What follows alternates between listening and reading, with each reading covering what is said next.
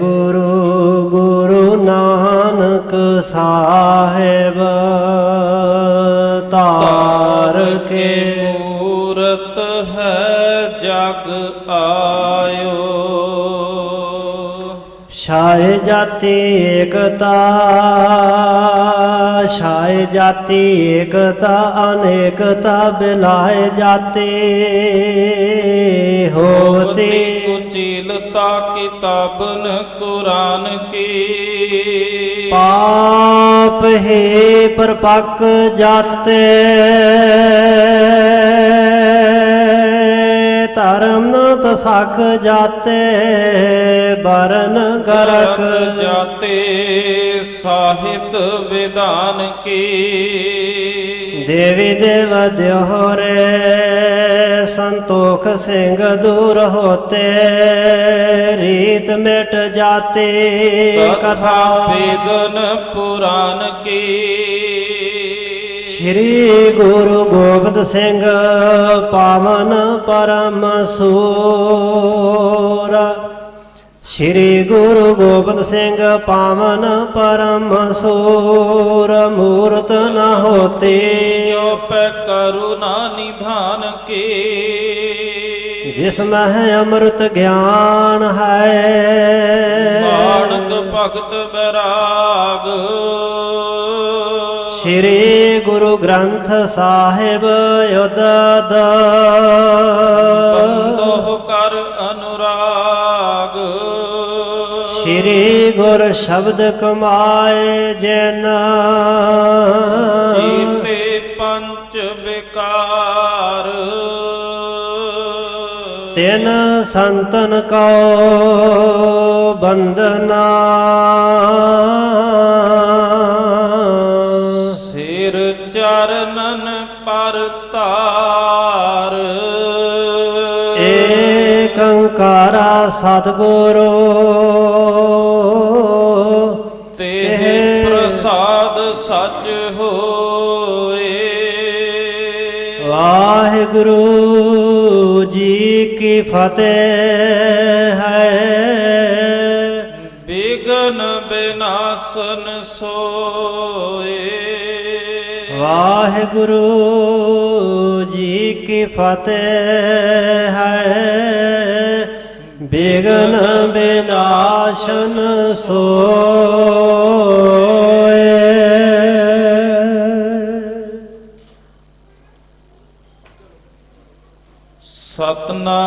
सतनाम श्री वाहिगुरु साहिब जी।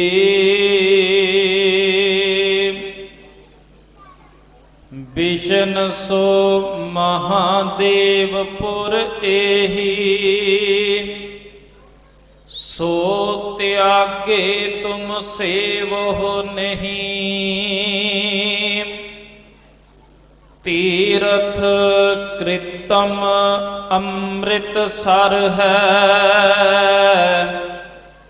सेवो ताहे लख्यो बोह बर है। बिशन सो महादेवपुर एही। वाहिगुरु जी का खालसा वाहिगुरु जी की फतेह। परम सन्मान सत्कार योग जुगो जुग अटल शब्द गुरु ਚਾਵਰ ਤਖਤ ਛਤਰ ਦੇ ਮਾਲਕ ਦਸਾਂ ਪਾਤਸ਼ਾਹੀਆਂ ਦੀ ਜੋਤ ਸਮਰੱਥ ਪ੍ਰਤੱਖ ਹਾਜ਼ਰ ਨਾਜ਼ਰ ਸਤਿਗੁਰੂ ਵਾਲੀਏ ਦੋ ਜਹਾਂ ਹਲਤ ਪਲਤ ਦੇ ਰੱਖਿਅਕ ਧੰਨ ਧੰਨ ਧੰਨ ਸਤਿਗੁਰੂ ਸ੍ਰੀ ਗੁਰੂ ਗ੍ਰੰਥ ਸਾਹਿਬ ਜੀ ਮਹਾਰਾਜ। ऐसे दीन दयाल सतगुरु पातशाह जी की अपरे अपार किरपा रहमत बख्शत का सदका श्री दशमेश पिता जी श्री कलगीधर जी पंथ वाली अमृत दे दाते सतगुरु साहिबे कमाल बादशाह दरवेश अरशां फरशां दे मालक नीले दे शाहे असवार ਧੰਨ ਧੰਨ ਧੰਨ ਸਤਿਗੁਰੂ ਸ੍ਰੀ ਗੁਰੂ ਗੋਬਿੰਦ ਸਿੰਘ ਸਾਹਿਬ ਜੀ ਮਹਾਰਾਜ ਜੀ ਦੇ ਮਹਾਨ ਪਾਵਨ ਪਵਿੱਤਰ ਇਤਿਹਾਸਕ ਮੁਕੱਦਸ ਮੁਬਾਰਕ ਪਾਕ ਅਸਥਾਨ ਤਖਤ ਸ੍ਰੀ ਕੇਸਗੜ੍ਹ ਸਾਹਿਬ ਜੀ ਵਿਖੇ ਹਾਜ਼ਰੀਆਂ ਭਰਦਿਆਂ ਯਾਤਰਾ ਕਰਦਿਆਂ ਸਾਹਿਬਾਂ ਜੀ ਦੀ ਮਹਾਨ ਗੁਰਸੰਗਤ ਪੰਗਤ ਦਾ ਲਾਹਾ ਲੈ ਰਹੇ ਗੁਰੂ ਸਵਾਰੇ ਗੁਰੂ ਪਾਤਸ਼ਾਹ ਜੀ ਦੀ ਸਾਜੀ ਨਵਾਜੀ ਗੁਰੂ ਰੂਪ ਸਾਧ ਸੰਗਤ ਜੀਓ, ਆਪ ਜੀ ਵਡਭਾਗੇ ਹੋ ਜੋ ਵੱਡਿਆਂ ਭਾਗਾਂ ਸਦਕਾ ਗੁਰੂ ਬਖਸ਼ੇ ਹੋਏ ਉਦਮ ਉਪਰਾਲੇ ਦੁਆਰਾ ਸਾਹਿਬਾਂ ਜੀ ਦੇ ਮਹਾਨ ਅਸਥਾਨ ਦੀ ਹਾਜ਼ਰੀ ਭਰ ਕੇ ਸਤਿਗੁਰੂ ਨੂੰ ਨਤਮਸਤਕ ਹੁੰਦਿਆਂ ਸਮੇਂ ਸਵਾਸਾਂ ਨੂੰ ਸਫਲਾਇਆ ਹੈ। ਸਤਿਗੁਰੂ ਪਾਤਸ਼ਾਹ ਜੀ ਦੇ ਮਹਾਨ ਅਸਥਾਨ 'ਤੇ ਲੜੀਵਾਰ ਸਤਿਗੁਰੂ ਜੀ ਦੇ ਜੀਵਨ ਬਿਰਤਾਂਤ ਜੀਵਨ ਕੌਤਕਾਂ ਦੀ ਗੁਰੂ ਇਤਿਹਾਸ ਦੀ ਵਿਚਾਰ ਚੱਲ ਰਹੀ ਹੈ। ਪੰਚਮ ਪਾਤਸ਼ਾਹ ਗੁਰਦੇਵ ਸ਼ਹੀਦਾਂ ਦੇ ਸਿਰਤਾਜ ਸ਼ਾਂਤੀ ਦੇ ਪੁੰਜ ਬਾਣੀ ਦੇ ਬੋਹਿਥ ਧੰਨ ਧੰਨ ਧੰਨ ਸ੍ਰੀ ਗੁਰੂ ਅਰਜਨ ਦੇਵ ਪਾਤਸ਼ਾਹ ਮਹਾਰਾਜ ਜੀ ਪਾਵਨ ਧਰਤੀ ਸ੍ਰੀ ਅੰਮ੍ਰਿਤਸਰ ਸਾਹਿਬ ਜੀ ਵਿਖੇ ਜਗਿਆਸੂਆਂ ਨੂੰ ਪ੍ਰੇਮੀਆਂ ਨੂੰ ਗੁਰਸਿੱਖਾਂ ਨੂੰ ਨਾ ਬਾਣੀ ਦਾ ਭਾਵ ਭਗਤੀ ਬੰਦਗੀ ਦਾ ਉਪਦੇਸ਼ ਬਖਸ਼ਿਸ਼ ਕਰਕੇ ਨਿਹਾਲ ਕਰ ਰਹੇ ਹਨ ਔਰ ਸਿੱਖਾਂ ਦੇ ਪ੍ਰੇਮੀਆਂ ਦੇ ਮਨਾਂ ਵਿੱਚ ਉਤਪੰਨ ਹੋਏ ਸ਼ੰਕੇ ਸੰਦੇਹ ਉਹਨਾਂ ਦਾ ਸਮਾਧਾਨ ਕਰਦੇ ਹਨ। ਲਾਹੌਰ ਸ਼ਹਿਰ ਦੇ ਵਾਸੀ ਕੁਛ ਗੁਰਮੁਖ ਪਿਆਰੇ ਸਾਹਿਬਾਂ ਦੇ ਹਜ਼ੂਰ ਚੱਲ ਕਰਕੇ ਆਏ ਜੋ ਸਤਿਗੁਰੂ ਪਾਤਸ਼ਾਹ ਦੇ ਵੱਲੋਂ ਵੱਡੀਆਂ ਸੇਵਾਵਾਂ ਦੇ ਕਰਕੇ ਸਿੱਖ ਸੰਗਤਾਂ ਦੇ ਵਿੱਚ ਮਾਨ ਸਨਮਾਨ ਕਾਇਮ ਕੀਤਾ ਹੈ। ਮਸੰਦ ਪਦਵੀ, ਉਸ ਪਦਵੀ ਦੇ ਧਾਰਨੀ ਸਨ ਚਾਰ ਵਿਅਕਤੀ ਜੋ ਬੜੀ ਉੱਚੀ ਸੁੱਚੀ ਨੇਕ ਕਰਨੀ ਕਮਾਈ ਵਾਲੇ ਸਨ। ਸਤਿਗੁਰੂ ਪਾਤਸ਼ਾਹ ਮਹਾਰਾਜ ਜੀ ਦੇ ਨਿਮਿਤ ਦਿੱਤੀ ਹੋਈ ਸਿੱਖ ਸੰਗਤਾਂ ਦੀ ਕਾਰ ਭੇਟਾ ਪੂਜਾ ਨੂੰ ਕਦੀ ਵੀ ਆਪਣੇ ਵਾਸਤੇ ਨਹੀਂ ਸਨ ਵਰਤਦੇ, ਸਗੋਂ ਜੋ ਵੀ ਸਿੱਖ ਸੰਗਤਾਂ ਵੱਲੋਂ ਗੁਰੂ ਨਿਮਿਤ ਕਾਰ ਭੇਟਾ ਸੇਵਾ ਅਰਪਣ ਕੀਤੀ ਜਾਂਦੀ ਹੈ ਆ ਕੇ ਸ੍ਰੀ ਅੰਮ੍ਰਿਤਸਰ ਸਾਹਿਬ ਦੀ ਧਰਤੀ 'ਤੇ ਸਤਿਗੁਰੂ ਪਾਤਸ਼ਾਹ ਦੇ ਹਜ਼ੂਰ ਅਰਪ ਦਿੰਦੇ ਹਨ। ਇੱਕ ਦਿਨ ਦਰਸ਼ਨ ਕਰਨ ਵਾਸਤੇ ਆ ਰਹੇ ਸੀ ਲਾਹੌਰ ਤੋਂ ਸ੍ਰੀ ਅੰਮ੍ਰਿਤਸਰ ਸਾਹਿਬ ਨੂੰ, ਰੱਥ 'ਤੇ ਸਵਾਰ ਸਨ। ਰੱਥ ਦੇ ਸਾਹਮਣੇ ਇੱਕ ਫਣੀਅਰ ਸੱਪ ਨਿਕਲਿਆ ਜਿਸ ਨੇ ਆਪਣੀ ਫਣ ਨੂੰ ਉੱਪਰ ਚੁੱਕਿਆ ਹੈ। ਸਿੱਖਾਂ ਨੇ ਰੱਥ ਪਾਸੋਂ ਹੀ ਲਗਾਉਣਾ ਚਾਹਿਆ ਪਰ ਸੱਪ ਉਸ ਪਾਸੇ ਹੋ ਕੇ ਖਲੋ ਗਿਆ। ਸਿੱਖਾਂ ਨੇ ਵਿੱਚੋਂ ਭਾਈ ਮੋਹਣ ਜੀ ਨੇ ਰੱਥ ਤੋਂ ਉਤਰ ਕਰਕੇ ਉਸ ਸੱਪ ਨੂੰ ਇੱਕ ਮਟਕੇ ਵਿੱਚ ਪਾ ਲਿਆ। ਮਟਕਾ ਉਹਦੇ ਅੱਗੇ ਕਰ ਦਿੱਤਾ, ਉਹਨੂੰ ਬਚਨ ਕੀਤਾ ਸੁਬੋਧਨ ਹੋ ਕੇ ਕਿ ਜੇਕਰ ਗੁਰੂ ਦਾ ਦਰਸ਼ਨ ਕਰਨਾ ਹੈ ਇਸ ਵਿੱਚ ਪ੍ਰਵੇਸ਼ ਕਰ ਜਾ। ਸੋ ਸੱਪ ਜਿਹੜਾ ਸੀ ਉਹ ਮਟਕੇ 'ਚ ਵੜ ਗਿਆ, ਉੱਪਰੋਂ ਕੱਜ ਕਰਕੇ ਸਤਿਗੁਰੂ ਪਾਤਸ਼ਾਹ ਦੇ ਹਜ਼ੂਰ ਆ ਪਹੁੰਚੇ। ਅੰਤਰਜਾਮੀ ਸਤਿਗੁਰੂ ਪਾਤਸ਼ਾਹ ਨੇ ਪੁੱਛਿਆ ਕਿ ਭਾਈ ਤੁਸੀਂ ਕਿੰਨੇ ਸਿੱਖ ਆਏ ਹੋ? ਕਹਿਣ ਲੱਗੇ ਮਹਾਰਾਜ 4 ਜਾਣੇ ਹਾਂ। ਸਾਹਿਬਾਂ ਨੇ ਲਾਗੇ ਖਲੋਤੇ ਸਿੱਖ ਨੂੰ ਆਖਿਆ ਕਿ ਇਹਨੂੰ 5 ਦਾ ਪ੍ਰਸ਼ਾਦ ਇਹਨਾਂ ਨੂੰ ਦਿਓ, ਇਹ 5 ਜਾਣੇ ਹਨ। ਨਾਲ ਕਿਹਾ ਕਿ ਜਿਹੜਾ 5ਵਾਂ ਘੜੇ ਵਿੱਚ ਬੰਦ ਕਰਕੇ ਲੈ ਕੇ ਆਏ ਹੋ ਵੀ ਸਾਡਾ ਸਿੱਖ ਹੀ ਹੈ, ਉਹ ਮਸੰਦ ਸੀ, ਗੁਰੂ ਕੀ ਕਾਰ ਭੇਟਾ ਆਪਣੇ ਘਰ ਵਿੱਚ ਹੀ ਵਰਤੀ ਜਾਂਦਾ ਸੀ, ਹੰਕਾਰ ਕਰਕੇ ਧੌਣ ਉੱਚੀ ਕਰਕੇ ਤੁਰਦਾ ਸੀ, ਸਿੱਖਾਂ ਦੇ ਅੱਗੇ ਕਦੀ ਝੁਕਦਾ ਨਹੀਂ ਸੀ, ਕਿਸ ਨੂੰ ਫਤਿਹ ਤੱਕ ਨਹੀਂ ਸੀ ਬੁਲਾਉਂਦਾ, ਨਮਸਕਾਰ ਨਹੀਂ ਸੀ ਕਰਦਾ। ਸੋ ਇਹ ਹੰਕਾਰ ਕਰਨ ਦਾ ਉਹਨੂੰ ਫਲ ਮਿਲਿਆ ਹੈ ਕਿ ਉੱਚੀ ਫਨ ਵਾਲਾ ਸੱਪ ਬਣਿਆ ਹੈ, ਸੱਪ ਦੀ ਜੂਨ ਵਿੱਚ ਪਿਆ ਹੈ। ਉਸ ਦੀ ਕਲਿਆਣ ਕਰੀਏ। ਸਿੱਖਾਂ ਦੇ ਕੋਲੋਂ ਕਹਿ ਕਰਕੇ ਘੜਾ ਮਟਕਾ ਮੰਗਵਾਇਆ। ਸਿੱਖਾਂ ਨੇ ਮਟਕੇ ਦਾ ਢੱਕਣ ਉੱਪਰੋਂ ਲਾਇਆ, ਮੂੰਹ ਖੋਲ੍ਹਿਆ, ਸੱਪ ਬਾਹਰ ਆਇਆ, ਆਪਣੀ ਫਨ ਤਾਂ ਚੁੱਕੀ। ਪੰਚਮ ਗੁਰਦੇਵ ਨੇ ਅੰਮ੍ਰਿਤ ਸਰੋਵਰ ਵਿੱਚੋਂ ਜਲ ਮੰਗਵਾ ਕਰਕੇ ਸੱਪ ਦੇ ਸਰੀਰ ਦੇ ਉੱਪਰ ਛਿੜਕਾਅ ਕਰਵਾਇਆ। ਤੁਰੰਤ ਹੀ ਸਤਿਗੁਰੂ ਪਾਤਸ਼ਾਹ ਜੀ ਦੀ ਅੰਮ੍ਰਿਤ ਦ੍ਰਿਸ਼ਟੀ ਪੈਂਦਿਆਂ ਅੰਮ੍ਰਿਤ ਦੇ ਸਰੋਵਰ ਦੇ ਜਲ ਦੀ ਸਪਰਸ਼ ਹੁੰਦਿਆਂ ਉਹਦੀ ਕਾਇਆ ਜਿਹੜੀ ਸੀ ਸਰੀਰ ਸੱਪ ਵਾਲਾ ਛੁੱਟ ਗਿਆ। ਉਸ ਦੀ ਆਤਮਾ ਦਿਵ ਰੂਪ ਹੋ ਕਰਕੇ ਆਕਾਸ਼ ਨੂੰ ਚਲੇ ਗਈ। ਭਾਵ ਜੋ ਆਤਮਾ 84 ਦੇ ਚੱਕਰ ਵਿੱਚ ਪਈ ਹੋਈ ਦੁੱਖ ਭੋਗ ਰਹੀ ਸੀ, ਸਤਿਗੁਰੂ ਜੀ ਦੀ ਕਿਰਪਾ ਦੁਆਰਾ ਉਹਦੀ ਕਲਿਆਣ ਹੋ ਗਈ। ਕੁਛ ਹੋਰ ਦੋ ਪ੍ਰੇਮੀ ਸਿੱਖ ਆਏ, ਸਤਿਗੁਰੂ ਪਾਤਸ਼ਾਹ ਦੇ ਦਰਸ਼ਨ ਕੀਤੇ। ਭਾਈ ਢੇਸੀ, ਭਾਈ ਜੋਧ ਸਿੱਖੀ ਕਮਾ ਰਹੇ ਨੇ, ਪੰਡਤ ਬ੍ਰਾਹਮਣ ਜਾਤੀ ਦੇ ਹਨ, ਗੁਰੂ ਕੇ ਸਿੱਖ ਬਣ ਗਏ। ਸਾਹਿਬਾਂ ਨੂੰ ਬੇਨਤੀ ਕਰਨ ਲੱਗੇ, ਮਹਾਰਾਜ ਕੁਛ ਬ੍ਰਾਹਮਣ ਲੋਕ ਸਾਡੇ ਤੇ ਤਰਕ ਕਰਦੇ ਨੇ। ਉਹ ਕਹਿੰਦੇ ਕਿ ਤੁਸੀਂ ਗੁਰੂ ਦੇ ਸਿੱਖ ਬਣ ਗਏ ਜੇ, ਬ੍ਰਾਹਮਣ ਤਾਂ ਉਸ ਤਰ੍ਹਾਂ ਹੀ ਗੁਰੂ ਹੁੰਦਾ, ਜਗਤ ਗੁਰੂ, ਤੇ ਤੁਸੀਂ ਜਾ ਕੇ ਖੱਤਰੀ ਗੁਰੂ ਦੇ ਅੱਗੇ ਝੁਕਦੇ ਜੇ। ਇਸ ਤਰ੍ਹਾਂ ਉਹ ਸਾਡੇ ਤੇ ਤਰਕ ਕਰਦੇ ਨੇ ਤੇ ਅਸੀਂ ਉਹਨਾਂ ਨੂੰ ਕੀ ਜਵਾਬ ਦਿਆ ਕਰੀਏ। ਸੋ ਉਹਨਾਂ ਸਿੱਖਾਂ ਨੇ ਸਾਹਿਬਾਂ ਦੇ ਹਜ਼ੂਰ ਇਸ ਤਰ੍ਹਾਂ ਬੇਨਤੀ ਕੀਤੀ ਹੈ, ਜਿਵੇਂ ਸਤਿਗੁਰੂ ਪਾਤਸ਼ਾਹ ਜੀ ਅਗਲਾ ਇਤਿਹਾਸ, ਸਤਿਗੁਰੂ ਪਾਤਸ਼ਾਹ ਦਾ ਜੀਵਨ ਬਿਰਤਾਂਤ ਗੁਰੂ ਸਾਹਿਬ ਕਿਰਪਾ ਕਰਕੇ ਆਪ ਹੀ ਆਪਣਾ ਇਤਿਹਾਸ ਸਰਵਣ ਕਰਵਾ ਰਹੇ ਨੇ। ਸ਼ਰਧਾ ਭਾਵਨਾ ਦੇ ਸਹਿਤ ਸਰਵਣ ਕਰੀਏ ਜੀ। ਵਿਸ਼ਨ ਸੋ ਮਹਾਦੇਵਪੁਰ ਇਹੀ, ਸੋ ਤਿਆਗੇ ਤੁਮ ਸੇਵੋ ਨਹੀਂ। ਉਹ ਸਿੱਖ ਜਿਹੜੇ ਸਤਿਗੁਰੂ ਪਾਤਸ਼ਾਹ ਮਹਾਰਾਜ ਨੂੰ ਦੱਸ ਰਹੇ ਨੇ ਕਿ ਮਹਾਰਾਜ ਉਹ ਬ੍ਰਾਹਮਣ ਲੋਕ ਸਾਨੂੰ ਪੰਗਤ ਵਿੱਚ ਨਹੀਂ ਬੈਠਣ ਦਿੰਦੇ। ਕੀ ਆਖਦੇ ਨੇ ਕਿ ਜਿਹੜੀ ਵਿਸ਼ਨਪੁਰੀ ਸ਼ਿਵਪੁਰੀ ਕਾਸ਼ੀ ਹੈ ਨਾ, ਇਹ ਤੁਸੀਂ ਤਿਆਗ ਦਿੱਤੀ ਹੈ, ਇੱਥੇ ਤੁਸੀਂ ਸੇਵਾ ਨਹੀਂ ਕਰਦੇ ਹੋ।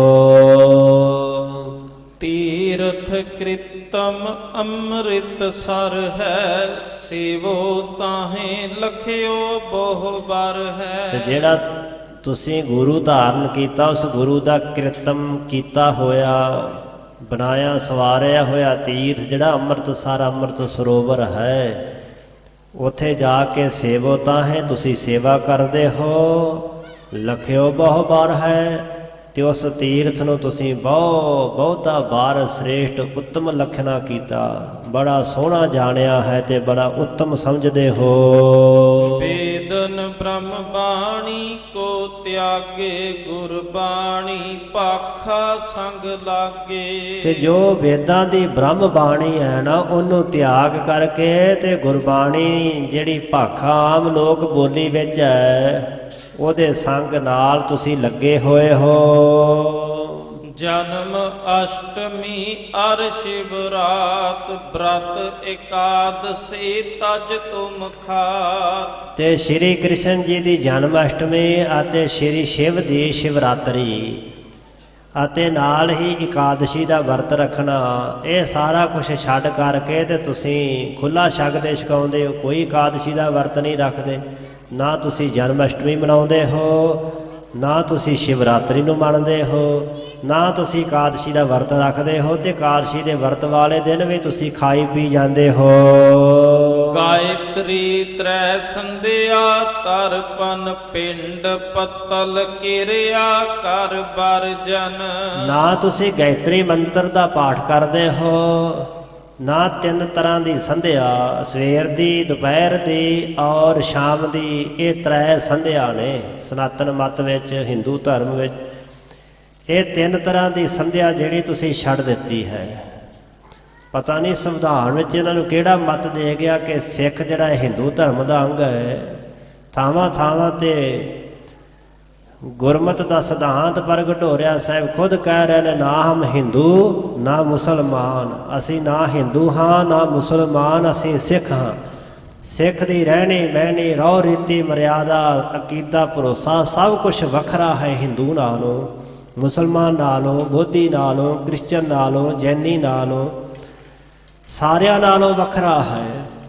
ਸੋ ਇੱਥੇ ਪੰਡਤ ਆਪ ਕਹਿ ਰਹੇ ਨੇ ਕਿ ਤੁਸੀਂ ਗੁਰੂ ਦੇ ਸਿੱਖ ਬਣ ਗਏ ਜੇ, ਨਾ ਤੁਸੀਂ ਸ਼ਿਵਰਾਤਰੀ ਨੂੰ ਮੰਨੋ, ਨਾ ਤੁਸੀਂ ਜਨਮ ਅਸ਼ਟਮੀ ਮਨਾਓ, ਨਾ ਤੁਸੀਂ ਵਰਤ ਰੱਖੋ ਇਕਾਦਸ਼ੀ ਦਾ, ਨਾ ਤੁਸੀਂ ਗਾਇਤਰੀ ਮੰਤਰ ਦਾ ਪਾਠ ਕਰਦੇ ਹੋ, ਨਾ ਤਿੰਨ ਤਰ੍ਹਾਂ ਦੀ ਸੰਧਿਆ ਕਰਦੇ ਹੋ। ਤਰਪਣ ਹੁੰਦੇ ਨੇ ਦੇਵਤਿਆਂ ਦੇ ਤਾਈਂ ਤੇ ਪਿਤਰਾਂ ਦੇ ਤਾਈਂ ਪਾਣੀ ਦੇਣਾ, ਜਿਵੇਂ ਅੱਜ ਵੀ ਕਈ ਲੋਕ ਸੂਰਜ ਨੂੰ ਪਾਣੀ ਦਿੰਦੇ ਸਵੇਰ ਉੱਠਦਿਆਂ ਸਾਰ ਹੀ। ਸੋ ਇਹ ਹਿੰਦੂ ਮੱਤ ਦਾ ਇੱਕ ਖਿਆਲ ਹੈ ਕਿ ਇਸ ਤਰ੍ਹਾਂ ਕਰਨ ਦੇ ਨਾਲ ਜਿਹੜੇ ਪਿੱਤਰ ਨੇ, ਵੱਡ ਵਡੇਰੇ ਤੇ ਦੇਵਤੇ, ਉਹ ਸ਼ਾਂਤ ਰਹਿੰਦੇ ਨੇ, ਉਹ ਕਰੋਪ ਨਹੀਂ ਹੁੰਦੇ, ਗੁੱਸੇ ਨਹੀਂ ਹੁੰਦੇ, ਤੇ ਉਹਨਾਂ ਦਾ ਗੁੱਸੇ ਵਾਲਾ ਮਾੜਾ ਪ੍ਰਭਾਵ ਸਾਡੇ ਤੇ ਕੋਈ ਗਲਤ ਪ੍ਰਭਾਵ ਨਹੀਂ ਪਾਉਂਦਾ। ਇਸ ਵਾਸਤੇ ਪਾਣੀ ਦਿੱਤਾ ਜਾਂਦਾ ਹੈ ਕਿ ਉਹ ਸ਼ਾਂਤ ਰਹਿਣ। ਸੋ ਇਸੇ ਤਰ੍ਹਾਂ ਹੀ ਪਿੰਡ ਚੌਲਾਂ ਦੇ ਗੋਲੇ ਬਣਾ ਕਰਕੇ ਤੇ ਪੱਤਲਾਂ ਦੇ ਉੱਪਰ ਰੱਖੇ ਜਾਂਦੇ ਸਨ। ਪੱਤਲਾਂ ਆਮ ਜਿਹੜੀਆਂ ਅੱਜ ਵੀ ਵਰਤੀਆਂ ਜਾਂਦੀਆਂ ਹਨ, ਉਹਨਾਂ ਦੇ ਉੱਪਰ ਰੱਖ ਕਰਕੇ ਬ੍ਰਾਹਮਣਾਂ ਨੂੰ ਛਕਾਇਆ ਜਾਂਦਾ ਸੀ ਭੋਜਨ। ਉਹਨੂੰ ਕਹਿੰਦੇ ਸੀ ਪਿੰਡ ਪੱਤਲ। ਬਾਣੀ ਦੇ ਵਿੱਚ ਲਿਖਿਆ, ਪਿੰਡ ਪੱਤਲ ਮੇਰੀ ਕੇਸੋ ਕਿਰਿਆ ਸੱਚ ਨਾਮ ਕਰਤਾਰ। ਇਸੇ ਤਰ੍ਹਾਂ ਹੀ ਕਿਰਿਆ ਕਰਨੀ। ਜੋ ਪ੍ਰਾਣੀ ਜਦੋਂ ਚੜ੍ਹਾਈ ਕਰ ਜਾਵੇ ਉਹਦੇ ਪਰਥਾਏ ਕਰ ਵਰਜਨ। ਤੁਹਾਡੇ ਗੁਰੂ ਨੇ ਇਹਨਾਂ ਸਾਰਿਆਂ ਕੰਮਾਂ ਨੂੰ ਕਰਨ ਤੋਂ ਤੁਹਾਨੂੰ ਵਰਜ ਦਿੱਤਾ ਹੈ, ਤੁਹਾਨੂੰ ਵਰਜਿਆ ਹੈ, ਤੇ ਤੁਸੀਂ ਇਹ ਸਾਰੇ ਕੰਮ ਕਰਨੇ ਛੱਡ ਦਿੱਤੇ ਹਨ। ਮਿਰਤਕ ਪਾਛੇ ਕਰ ਅਰਦਾਸ, ਕਰਿਓ ਕਰਾਹ ਲਿਹੋ ਮੁਖ ਗ੍ਰਾਸ। ਤੇ ਜਦੋਂ ਤੁਹਾਡਾ ਕੋਈ ਪ੍ਰਾਣੀ ਚੜ੍ਹਾਈ ਕਰ ਜਾਵੇ, ਕੋਈ ਪਰਿਵਾਰ ਦਾ ਮੈਂਬਰ, ਉਹਦੇ ਪਿੱਛੋਂ ਤੁਸੀਂ ਅਰਦਾਸ ਕਰਦੇ ਹੋ। ਹੁਣ ਹਿੰਦੂ ਧਰਮ ਵਿੱਚ ਅਰਦਾਸ ਦਾ ਕੋਈ ਵਿਧਾਨ ਨਹੀਂ ਹੈਗਾ, ਭਾਵੇਂ ਕੋਈ ਨਕਲ ਕਰਨ ਦਾ ਯਤਨ ਕਰਦੇ ਹਨ। ਸੋ ਉਹਦੇ ਪਿੱਛੋਂ ਤੁਸੀਂ ਅਰਦਾਸ ਕਰਕੇ ਕੜਾਹ ਪ੍ਰਸ਼ਾਦ ਕਰਦੇ ਹੋ, ਤੇ ਲਿਹੋ ਮੁਖ ਗਰਾਸ, ਕੜਾਹ ਪ੍ਰਸ਼ਾਦ ਆਪਣੇ ਮੁਖ ਵਿੱਚ ਪਾਉਂਦੇ ਹੋ। ਸੋ ਇਹ ਜਿਹੜਾ ਪ੍ਰਸੰਗ ਭਾਈ ਸਾਹਿਬ ਜੀ ਸਾਨੂੰ ਸੁਣਾ ਰਹੇ ਨੇ, ਇਸ ਪ੍ਰਸੰਗ ਤੋਂ ਇਹ ਗੱਲ ਪਾਕ ਸਿੱਧ ਸਾਫ ਪਵਿੱਤਰ ਹੈ ਕਿ ਗੁਰੂ ਦੀ ਮਰਿਆਦਾ, ਗੁਰਮਤਿ ਦਾ ਸਿਧਾਂਤ ਪੰਜਵੇਂ ਪਾਤਸ਼ਾਹ ਸਤਿਗੁਰੂ ਅਰਜਨ ਦੇਵ ਪਾਤਸ਼ਾਹ ਦੇ ਸਮੇਂ ਤੋਂ ਪ੍ਰਚਲਿਤ ਸੀ, ਸਾਰੇ ਸਿੱਖਾਂ ਦੇ ਵਿੱਚ ਪ੍ਰਸਿੱਧ ਸੀ, ਤੇ ਗੁਰੂ ਕੇ ਸਿੱਖ ਉਸ ਸਿਧਾਂਤ ਅਨੁਸਾਰ ਆਪਣਾ ਜੀਵਨ ਬਤੀਤ ਕਰਦੇ ਸਨ। ਤੀਰਥਾਂ 'ਤੇ ਜਾ ਕੇ ਇਸ਼ਨਾਨ ਕਰਨਾ, ਵੇਦਾਂ 'ਤੇ ਭਰੋਸਾ ਰੱਖਣਾ, ਵੇਦਾਂ ਦੇ ਮੰਤਰ ਪੜ੍ਹਨੇ, ਵੇਦਾਂ ਦਾ ਦੱਸਿਆ ਕਰਮ ਕਾਂਡ ਕਰਨਾ, ਵਰਤ ਰੱਖਣੇ, ਗਾਇਤਰੀ ਮੰਤਰ ਦਾ ਪਾਠ ਕਰਨਾ, ਸੰਧਿਆ ਕਰਨੀ, ਸੂਰਜ ਨੂੰ ਜਾਂ ਪਿੱਤਰਾਂ ਦੇਵਤਿਆਂ ਨੂੰ ਪਾਣੀ ਦੇਣਾ, ਪਿੰਡ ਪੱਤਲ ਕਿਰਿਆ ਇਤਿਆਦਿਕ ਦਾ ਸਿੱਖਾਂ ਦੇ ਵਿੱਚ ਤਿਆਗ ਹੋ ਚੁੱਕਾ ਸੀ। ਸਿੱਖ ਇਸ ਤੋਂ ਦੂਰ ਜਾ ਚੁੱਕੇ ਸਨ। ਸੋ ਮ੍ਰਿਤਕ ਪ੍ਰਾਣੀ ਦੇ ਨਿਮਿਤ ਉਸ ਦੇ ਬਾਅਦ ਵਿੱਚ ਉਸ ਦੀ ਆਤਮਾ ਵਾਸਤੇ ਅਰਦਾਸ ਕਰਕੇ, ਕੜਾਹ ਪ੍ਰਸ਼ਾਦ ਵਰਤਾ ਕਰਕੇ, ਤੇ ਅਕਾਲ ਪੁਰਖ ਦੀ ਰਜਾ ਵਿੱਚ ਗੁਰੂ ਕੇ ਸਿੱਖ ਟਿਕਦੇ ਸਨ ਕਿ ਜੋ ਪ੍ਰਮਾਤਮਾ ਦਾ ਭਾਣਾ ਹੈ। ਸੋ ਭਾਈ ਸਾਹਿਬ ਭਾਈ ਸੰਤੋਖ ਸਿੰਘ ਜੀ ਨੇ ਇਹ ਵਾਰਤਾ ਜਿਹੜੀ ਹੈ ਸਿੰਘ ਸਭਾ ਲਹਿਰ ਦੀ ਉਤਪਤੀ ਤੋਂ ਬਹੁਤ ਕਈ ਵਰ੍ਹੇ, ਕਈ ਸਾਲ ਪਹਿਲਾਂ ਲਿਖੀ ਹੈ। ਹੁਣ ਕਈ ਇਹ ਕਹਿ ਸਕਦੇ ਜੀ ਇਹ ਤਾਂ ਜਿਹੜਾ ਗੁਰੂ ਦੀ ਮਰਿਆਦਾ ਹੈ ਤਾਂ ਸਿੰਘ ਸਾਹਿਬ ਲਹਿਰ ਜਦੋਂ ਪੈਦਾ ਹੋਈ ਸੀ ਅੰਗਰੇਜ਼ਾਂ ਦੇ ਸਮੇਂ ਉਦੋਂ ਹੋਈ। ਨਹੀਂ, ਸ਼੍ਰੀ ਗੁਰਪ੍ਰਤਾਪ ਸੂਰਜ ਗ੍ਰੰਥ ਸਿੰਘ ਸਭਾ ਲਹਿਰ ਦੀ ਉਤਪਤੀ ਤੋਂ ਬੜਾ ਪਹਿਲਾਂ ਦਾ ਉਚਾਰਨ ਕੀਤਾ ਹੈ। ਸੋ ਇਹ ਗੁਰੂ ਦੀ ਮਰਿਆਦਾ ਹੈ, ਗੁਰਮਤਿ ਦਾ ਸਿਧਾਂਤ ਹੈ, ਜੋ ਇੱਥੇ ਭਾਈ ਸਾਹਿਬ ਜੀ ਨੇ ਵਰਣਨ ਕੀਤਾ ਹੈ ਕਿ ਤੁਸੀਂ ਮ੍ਰਿਤਕ ਪ੍ਰਾਣੀ ਦੇ ਪਰਥਾਏ ਅਰਦਾਸ ਬੇਨਤੀ ਕਰਕੇ ਤੇ ਕੜਾਹ ਪ੍ਰਸ਼ਾਦ ਛਕਦੇ ਹੋ। ਜਾਂ ਤੇ ਤੁਮ ਭ੍ਰਿਸ਼ਟ ਅਬ ਹੋਏ, ਪੰਗਤ ਉਚਿਤ ਨਹੀਂ ਕਿਮ ਜੋਏ। ਜਾਂ ਤੇ ਇਸ ਵਾਸਤੇ ਤੁਸੀਂ ਹੁਣ ਨਾ ਭ੍ਰਿਸ਼ਟ ਹੋ ਗਏ ਜੇ। ਭ੍ਰਿਸ਼ਟ ਸਨਾਤਨਾਂ ਵਿੱਚ, ਹਿੰਦੂਆਂ 'ਚ ਸਮਝਿਆ ਜਾਂਦਾ ਹੈ ਜਿਹੜਾ ਉਹਨਾਂ ਦੇ ਨਿਯਮ ਨਹੀਂ ਮੰਨਦਾ, ਉਹਨਾਂ ਦੇ ਨਿਯਮ ਤੋਂ ਪਾਸੇ ਹੋ ਜਾਂਦਾ, ਉਹਨੂੰ ਭ੍ਰਿਸ਼ਟ ਕਹਿੰਦੇ। ਸਿੱਖੀ ਵਿੱਚ ਪਤਿਤ ਮੰਨਿਆ ਜਾਂਦਾ ਕਿ ਪਤਿਤ ਹੋ ਗਿਆ ਹੈ, ਜਿਹੜਾ ਨਿਯਮ ਭੰਗ ਕਰ ਦਵੇ, ਰਹਿਤ ਮਰਿਆਦਾ ਤੋਂ ਪਾਸੇ ਹੋ ਜੇ, ਜਿਵੇਂ ਉਹਨੂੰ ਪਤਿਤ ਕਿਹਾ ਜਾਂਦਾ ਹੈ, ਇਸੇ ਤਰ੍ਹਾਂ ਭ੍ਰਿਸ਼ਟ ਮੰਨਦੇ ਨੇ ਕਿ ਭ੍ਰਿਸ਼ਟ ਹੋ ਗਿਆ ਹੈ, ਮੱਤ ਮਾਰੀ ਗਈ ਹੈ, ਗਿਰ ਗਿਆ ਹੈ। ਇਸ ਵਾਸਤੇ ਅਸੀਂ ਤੁਹਾਨੂੰ ਵੇਖਦੇ ਹਾਂ ਕਿ ਪੰਗਤ ਉਚਿਤ ਨਹੀਂ, ਤੁਸੀਂ ਸਾਡੀ ਪੰਗਤ 'ਚ ਬੈਠਣ ਦੇ ਯੋਗ ਨਹੀਂ ਹੋ। ਕਿਮ ਜੋਏ, ਕਿਸੇ ਤਰ੍ਹਾਂ ਵੀ ਜੋਏ ਅਸੀਂ ਵੇਖੇ ਤੱਕਦੇ ਹਾਂ ਕਿ ਤੁਸੀਂ ਸਾਡੇ ਵਿੱਚ ਬੈਠਣ ਦੇ ਲਾਇਕ ਨਹੀਂ ਰਹੇ। ਸ਼੍ਰੀ ਗੁਰ ਤੁਮ ਸ਼ਰਨੀ ਹਮ ਪਰੇ, ਜਗਤ ਗਰਤ ਤੇ ਕਾਢਨ ਕਰੇ। ਇਹ ਸ਼੍ਰੀ ਸਤਿਗੁਰੂ ਸੱਚੇ ਪਾਤਸ਼ਾਹ, ਸਾਨੂੰ ਇਹਨਾਂ ਲੋਕਾਂ ਦੀ ਕੋਈ ਪਰਵਾਹ ਨਹੀਂ, ਕੋਈ ਨੇੜੇ ਬੈਠਣ ਦਵੇ ਜਾਂ ਨਾ ਬੈਠਣ ਦਵੇ, ਅਸੀਂ ਤੁਹਾਡੀ ਸ਼ਰਨ ਲਈ ਹੈ, ਤੁਹਾਡੀ ਸ਼ਰਨ ਵਿੱਚ ਪਏ ਹਾਂ। ਤੇ ਮਾਲਕ ਜੀ ਤੁਸੀਂ ਬੜੀ ਕਿਰਪਾ ਕੀਤੀ, ਸਾਡੇ ਤੇ ਤਰਸ ਕੀਤਾ। ਜਿਹੜਾ ਸੰਸਾਰ ਇੱਕ ਗਰਦ ਡੂੰਘਾ ਟੋਆ ਨਾ ਵਿਕਾਰਾਂ ਦਾ, ਔਗਣਾਂ ਦਾ, ਇਸ ਜਗਤ ਗਰਦ ਟੋਏ ਦੇ ਵਿੱਚ ਡਿੱਗੇ ਹੋਇਆਂ ਨੂੰ ਤੁਸੀਂ ਆਪ ਹੀ ਕੱਢ ਲਿਆ ਹੈ। ਪਾਵਨ ਬਾਣੀ ਦੇ ਵਿੱਚ ਵੀ ਕਿ ਹਮ ਚੀਕਰ ਫਾਥੇ ਫਸੇ ਹੋਏ ਤੇ ਨਿਗਰਤ ਹਮ ਜਾਤੇ ਨਿਗਰਦੇ ਜਾ ਰਹੇ ਸੀ ਮਹਾਰਾਜ ਪ੍ਰਭ ਬਾਹਾਂ ਪ੍ਰਭੂ ਪਕੜਾਏ ਜੀਓ। ਮਾਲਕ ਨੇ ਕਿਰਪਾ ਕਰਕੇ ਸਾਨੂੰ ਆਪਣੀ ਬਾਹ ਫੜਾ ਦਿੱਤੀ ਤੇ ਵਿਕਾਰਾਂ ਔਗਣਾਂ ਦੇ ਚਿੱਕੜ ਦੇ ਟੋਏ ਵਿੱਚ ਜਿੱਥੇ ਡੁੱਬ ਰਹੇ ਸੀ ਸਾਨੂੰ ਆਪ ਹੀ ਬਾਹਰ ਕੱਢ ਲਿਆ। ਮਾਲਕ ਨੇ ਤਰਸ ਕੀਤਾ। ਮਾਲਕ ਜੀ ਤੁਸੀਂ ਕਿਰਪਾ ਕੀਤੀ ਕਿ ਜਿਹੜਾ ਸੰਸਾਰ ਇੱਕ ਡੂੰਘਾ ਟੋਆ ਹੈ, ਇਸ ਟੋਏ ਵਿੱਚ ਡਿੱਗੇ ਹੋਇਆਂ ਨੂੰ ਤੁਸੀਂ ਬਾਹਰ ਕੱਢ ਲਿਆ ਹੈ। ਜਾਤ ਮਾਨ ਸ਼੍ਰਿੰਖਲ ਤੇ ਨਿਕਸੇ, ਸੀਤ ਪ੍ਰਸਾਦ ਖਾਏ ਮਨ ਬਿਗਸੇ। ਤੇ ਜਾਤ ਦਾ ਜਿਹੜਾ ਮਾਨ ਹੈ, ਬਾਣੀ 'ਚ ਥਾਂ ਥਾਂ ਤੇ ਲਿਖਿਆ ਕਿ ਜਾਤ ਕਾ ਗਰਭ ਨਾ ਕਰ ਮੂਰਖ ਗਵਾਰਾ, ਇਸ ਗਰਭ ਤੇ ਚੱਲੇ ਬਹੁਤ ਬੇਕਾਰਾ। ਜਾਤੀ ਅਪਮਾਨ ਗੁਰੂ ਘਰ 'ਚ ਕੋਈ ਥਾਂ ਨਹੀਂ ਰੱਖਦਾ। ਗੁਰੂ ਅਮਰਦਾਸ ਸੱਚੇ ਪਾਤਸ਼ਾਹ ਨੇ ਆਖਿਆ ਸੀ ਦੋ ਭੱਲੇ ਖੱਤਰੀਆਂ ਨੂੰ ਕਿ ਗੁਰ ਕੀ ਜਾਤ ਪਾਤ ਨਹਿ ਕੋਈ, ਗੁਰੂ ਦੀ ਕੋਈ ਜਾਤ ਪਾਤ ਨਹੀਂ ਹੈ। ਉਹਨਾਂ ਇਹ ਕਿਹਾ ਸੀ ਕਿ ਤੁਸੀਂ ਵੀ ਭੱਲੇ ਖੱਤਰੀ ਹੋ ਤੇ ਅਸੀਂ ਵੀ ਭੱਲੇ ਖੱਤਰੀ ਹਾਂ। ਔਰ ਹੰਕਾਰੀ ਗਿਰਾ ਉਚਾਰੀ ਏਕਾ ਜਾਤ ਹਮਾਰ ਤੁਮਾਰੀ। ਮਹਾਰਾਜ ਸਾਡੀ ਤੇ ਤੁਹਾਡੀ ਜਾਤ ਇੱਕੋ ਤੇ ਸਹਿਬਾ ਕੋ ਉੱਤਰ ਦਿੱਤਾ। ਕਹਿਣ ਲੱਗੇ ਭਲਿਓ ਲੋਕੋ ਜੇਕਰ ਤੁਸੀਂ ਜਾਤ ਦੇ ਨਾਤੇ ਸਮਝਦੇ ਹੋ ਕਿ ਸਾਡਾ ਗੁਰੂ ਨਾਲ ਸੰਬੰਧ ਹੈ, ਮੈਂ ਤੁਹਾਡਾ ਕੱਖ ਨਹੀਂ ਲੱਗਦਾ ਹਾਂ। ਸਤਿਗੁਰੂ ਪਾਤਸ਼ਾਹ ਨੇ ਕਿਹਾ ਸੀ ਕਿ ਭਾਈ ਗੁਰ ਕੀ ਜਾਤ ਪਾਤ ਨੇ ਕੋਈ, ਗੁਰੂ ਦੀ ਕੋਈ ਜਾਤ ਪਾਤ ਨਹੀਂ, ਗੁਰੂ ਜਾਤਾਂ ਪਾਤਾਂ ਤੋਂ ਉੱਪਰ ਹੈ। ਮਹਾਰਾਜ ਜੀ ਤੁਸੀਂ ਬੜੇ ਕਿਰਪਾ ਕੀਤੀ। ਜਾਤ ਮਾਨ ਜਾਤੀ ਦਾ ਜਿਹੜਾ ਵਿਮਾਨ ਸੀ ਨਾ, ਇਹ ਇੱਕ ਬੜਾ ਤਗੜਾ ਸ਼੍ਰਿੰਖਲ ਸੀ ਜਿਹੜਾ ਪੈਰਾਂ ਵਿੱਚ ਪਿਆ ਹੋਇਆ ਸੀ। ਸ਼੍ਰਿੰਖਲ ਕਹਿੰਦੇ ਨੇ ਸੰਗਲ ਨੂੰ। ਇਹ ਪੈਰਾਂ ਵਿੱਚ ਪਿਆ ਹੋਇਆ ਬਹੁਤ ਤਗੜਾ ਸੰਗਲ ਸੀ ਜਿਹੜਾ ਤਾਂ ਜਨਮਾਂ ਜਨਮਾਂਤਰਾਂ ਤੱਕ ਨਹੀਂ ਸੀ ਟੁੱਟ ਸਕਦਾ। ਇਹ ਇੰਨਾ ਭਾਰੀ ਵਿਮਾਨ ਹੰਗਦਾ ਸੀ। ਤੁਸੀਂ ਕਿਰਪਾ ਕੀਤੀ ਮਹਾਰਾਜ, ਅਸੀਂ ਜਾਤੀ ਵਿਮਾਨ ਦੇ ਸੰਗਲਾਂ ਤੋਂ ਬਾਹਰ ਨਿਕਲ ਆਏ। ਤੁਹਾਡਾ ਬਖਸ਼ਿਆ ਹੋਇਆ ਸੀਤ ਪ੍ਰਸਾਦ ਛਕ ਕਰਕੇ ਮਨ ਜਿਹੜਾ ਵਿਗਸ ਗਿਆ, ਵਿਗਾਸ ਵਿੱਚ ਆ ਗਿਆ ਹੈ। ਪ੍ਰਾਪਤ ਭਇਓ ਹਮਹਿ ਸਤਨਾਮੋ, ਜਮ ਸੋ ਰਹਿਓ ਨ ਕੈਸੇ ਕਾਮੋ। ਸਾਨੂੰ ਤੁਹਾਡਾ ਬਖਸ਼ਿਆ ਹੋਇਆ ਸਤਨਾਮ ਵਾਹਿਗੁਰੂ ਦਾ ਨਾਮ ਪ੍ਰਾਪਤ ਹੋ ਗਿਆ ਹੈ, ਜਿਸ ਕਰਕੇ ਹੁਣ ਜਮਾਂ ਦੇ ਨਾਲ ਸਾਡਾ ਕੋਈ ਕੰਮ ਨਹੀਂ ਰਿਹਾ। ਬਾਬਾ ਰਵਿਦਾਸ ਸਾਹਿਬ ਜੀ ਕਹਿੰਦੇ ਰਵਿਦਾਸ ਜਪੇ ਰਮ ਨਾਮਾ, ਮੋਹਿ ਜਮ ਸਿਉ ਨਾਹੀ ਕਾਮਾ।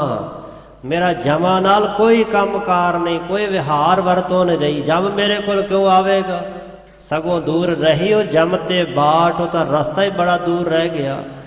ਜਮ ਸੋ ਰਹਿਓ ਨਾ ਕੈਸੇ ਕਾਮੂ, ਜਮਾਂ ਨਾਲ ਹੁਣ ਸਾਡਾ ਕੋਈ ਕਿਸੇ ਤਰ੍ਹਾਂ ਦਾ ਕੰਮ ਨਹੀਂ ਰਿਹਾ। ਤੋ ਜੇ ਪੰਡਿਤ ਕਰ ਅਪਮਾਨੇ, ਕਿਮ ਹਮ ਤਿਨ ਕੇ ਸੰਗ ਬਖਾਨੇ। ਤਦੋਂ ਵੀ ਮਹਾਰਾਜ ਤੁਹਾਡੇ ਨਿਮਾਣੇ ਸਿੱਖ ਆ, ਜਦੋਂ ਪੰਡਿਤ ਸਾਡਾ ਅਪਮਾਨ ਕਰਨ ਨਿਰਾਦਰ ਕਰਨ ਤੇ ਕਿਵੇਂ ਤਿੰਨ ਸੰਗ ਬਖਾਨੇ ਉਹਨਾਂ ਦੇ, ਤਾਂ ਹੀ ਅਸੀਂ ਕਿਵੇਂ ਜਵਾਬ ਦਿਆ ਕਰੀਏ, ਕਿਵੇਂ ਉੱਤਰ ਦਿਆ ਕਰੀਏ, ਉਹਨਾਂ ਨੂੰ ਕੀ ਆਖੀਏ। ਸ਼੍ਰੀ ਅਰਜਨ ਸੁਨ ਬਾਕ ਬਖਾਨਾ, ਤੀਰਥ ਅੰਮ੍ਰਿਤ ਤਾਲ ਮਹਾਨਾ। ਸ਼੍ਰੀ ਗੁਰੂ ਅਰਜਨ ਦੇਵ ਸੱਚੇ ਪਾਤਸ਼ਾਹ ਮਹਾਰਾਜ ਜੀ ਨੇ ਇਹਨਾਂ ਦੀਆਂ ਸਾਰੀਆਂ ਬੇਨਤੀਆਂ ਸੁਣ ਕੇ ਉਹਨੂੰ ਉੱਤਰ ਦਿੱਤਾ ਕਿ ਜਿਹੜਾ ਉਹ ਤਰਕ ਕਰਦੇ ਨਾ ਕਿ ਤੁਹਾਡੇ ਗੁਰੂ ਨੇ ਅੰਮ੍ਰਿਤਸਰ ਬਣਾਇਆ ਤੇ ਤੁਸੀਂ ਉੱਥੇ ਹੀ ਸੇਵਾ ਕਰਦੇ ਰਹਿੰਦੇ ਹੋ, ਇਸ ਕਰਕੇ ਤੁਸੀਂ ਸਾਡੇ ਵਿੱਚ ਬੈਠਣ ਦੇ ਯੋਗ ਨਹੀਂ ਰਹੇ, ਤੁਹਾਨੂੰ ਮਹਾਨਤਾ ਦੱਸਦੇ ਹਾਂ। ਤੀਰਥ ਅੰਮ੍ਰਿਤ ਤਾਲ ਮਹਾਨਾ, ਜਿਹੜਾ ਅੰਮ੍ਰਿਤ ਸਰੋਵਰ ਤਾਲ ਹੈ ਨਾ, ਇਹ ਮਹਾਨ ਤੀਰਥ ਹੈ। ਜਿਸ ਤੀਰਥ 'ਚ ਅੰਮ੍ਰਿਤ ਜਲ ਭਰਿਆ ਹੈ, ਤਾਈਏ ਸਾਹਿਬਾਂ ਕੇ ਅੰਮ੍ਰਿਤ ਵਿੱਚ ਅੰਮ੍ਰਿਤ ਜਲ ਛਾਇਆ ਰਾਮ। ਨਾਮ ਅੰਮ੍ਰਿਤ ਵੀ ਔਰ ਅੰਮ੍ਰਿਤ ਜਲ ਵੀ ਜਿਸ ਤੀਰਥ ਦੇ ਵਿੱਚ ਲਬਾ ਲਬ ਭਰਿਆ ਹੈ। ਨਗਰ ਪਇਓ ਇਹ ਏਕੰਕਾਰਾ, ਬਿਦ ਹਰ ਸ਼ਿਵਪੁਰ ਜਿਤਕ ਉਦਾਰਾ। ਤੇ ਇਹ ਜਿਹੜਾ ਅੰਮ੍ਰਿਤਸਰ ਨਗਰ ਹੈ ਨਾ, ਇਹ ਏਕੰਕਾਰ ਪਰਮੇਸ਼ਰ ਵਾਹਿਗੁਰੂ ਦਾ ਨਗਰ ਹੈ। ਇਹ ਬਚਨ ਸਤਿਗੁਰੂ ਪਾਤਸ਼ਾਹ ਨੇ ਬਾਣੀ ਵਿੱਚ ਸਾਡੇ ਭਰੋਸੇ ਵਾਸਤੇ ਦਰਜ ਕਰ ਦਿੱਤਾ ਹੈ। ਬੱਧੋ ਪੁਰਖ ਵਿਧਾਤਾ ਤਾਂ ਤੂੰ ਸੋਹਿਆ। ਦੁਨੀਆ ਦੀਆਂ ਨਗਰੀਆਂ ਆਮ ਬੰਦੇ ਬਣਾਉਂਦੇ, ਕਾਰੀਗਰ ਬਣਾਉਂਦੇ, ਪਰ ਸਾਹਿਬ ਕਹਿੰਦੇ ਅਕਾਲ ਪੁਰਖ ਵਾਹਿਗੁਰੂ ਨੇ ਇਹ ਆਪ ਸਿਰਜਿਆ ਹੈ ਸ੍ਰੀ ਅੰਮ੍ਰਿਤਸਰ ਸਾਹਿਬ।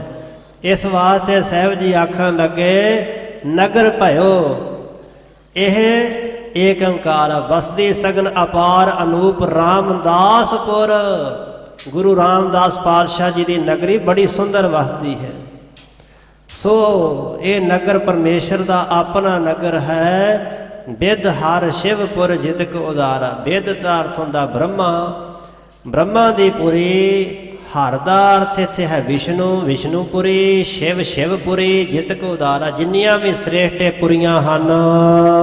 ਸ਼ਿਤ ਮੰਡਲ ਕੇ ਤੀਰਥ ਸਾਰੇ ਬਸ ਹੈ ਆਏ ਪਾਵਨ ਤਾ ਧਾਰੇ। ਸ਼ਿਤ ਮੰਡਲ, ਸ਼ਿਤ ਨਾਮ ਹੈ ਧਰਤੀ ਦਾ। ਧਰਤੀ ਮੰਡਲ ਦੇ ਮੰਡਲ ਕਹਿੰਦੇ ਗੋਲ ਆਕਾਰ ਨੂੰ।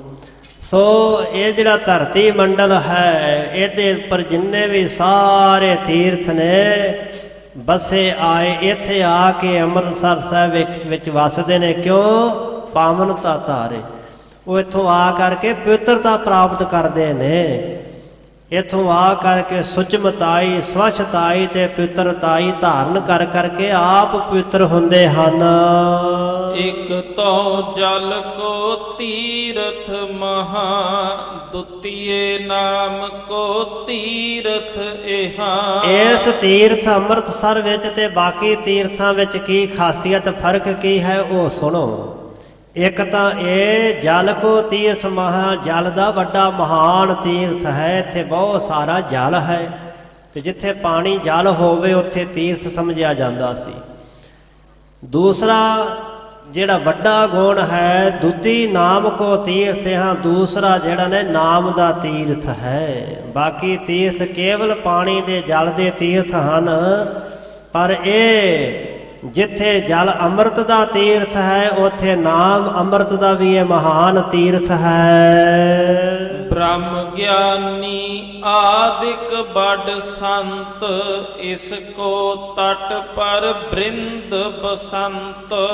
ਬ੍ਰਹਮ ਗਿਆਨੀ ਤਤ ਬੇਤੇ ਆਤਮ ਸਰੂਪ ਨੂੰ ਲਖਣ ਵਾਲੇ ਤੇ ਆਦਿਕ ਬੜੇ ਵੱਡੇ ਵੱਡੇ ਸੰਤ ਸਾਧੂ ਮਹਾਤਮਾ ਇਸ ਕੇ ਟੱਟ, ਇਸ ਦੇ ਕੰਢੇ ਦੇ ਉੱਪਰ ਬ੍ਰਿੰਦ ਬਸੰਤ ਬਹੁਤ ਸਾਰੇ ਵਸਦੇ ਹਨ।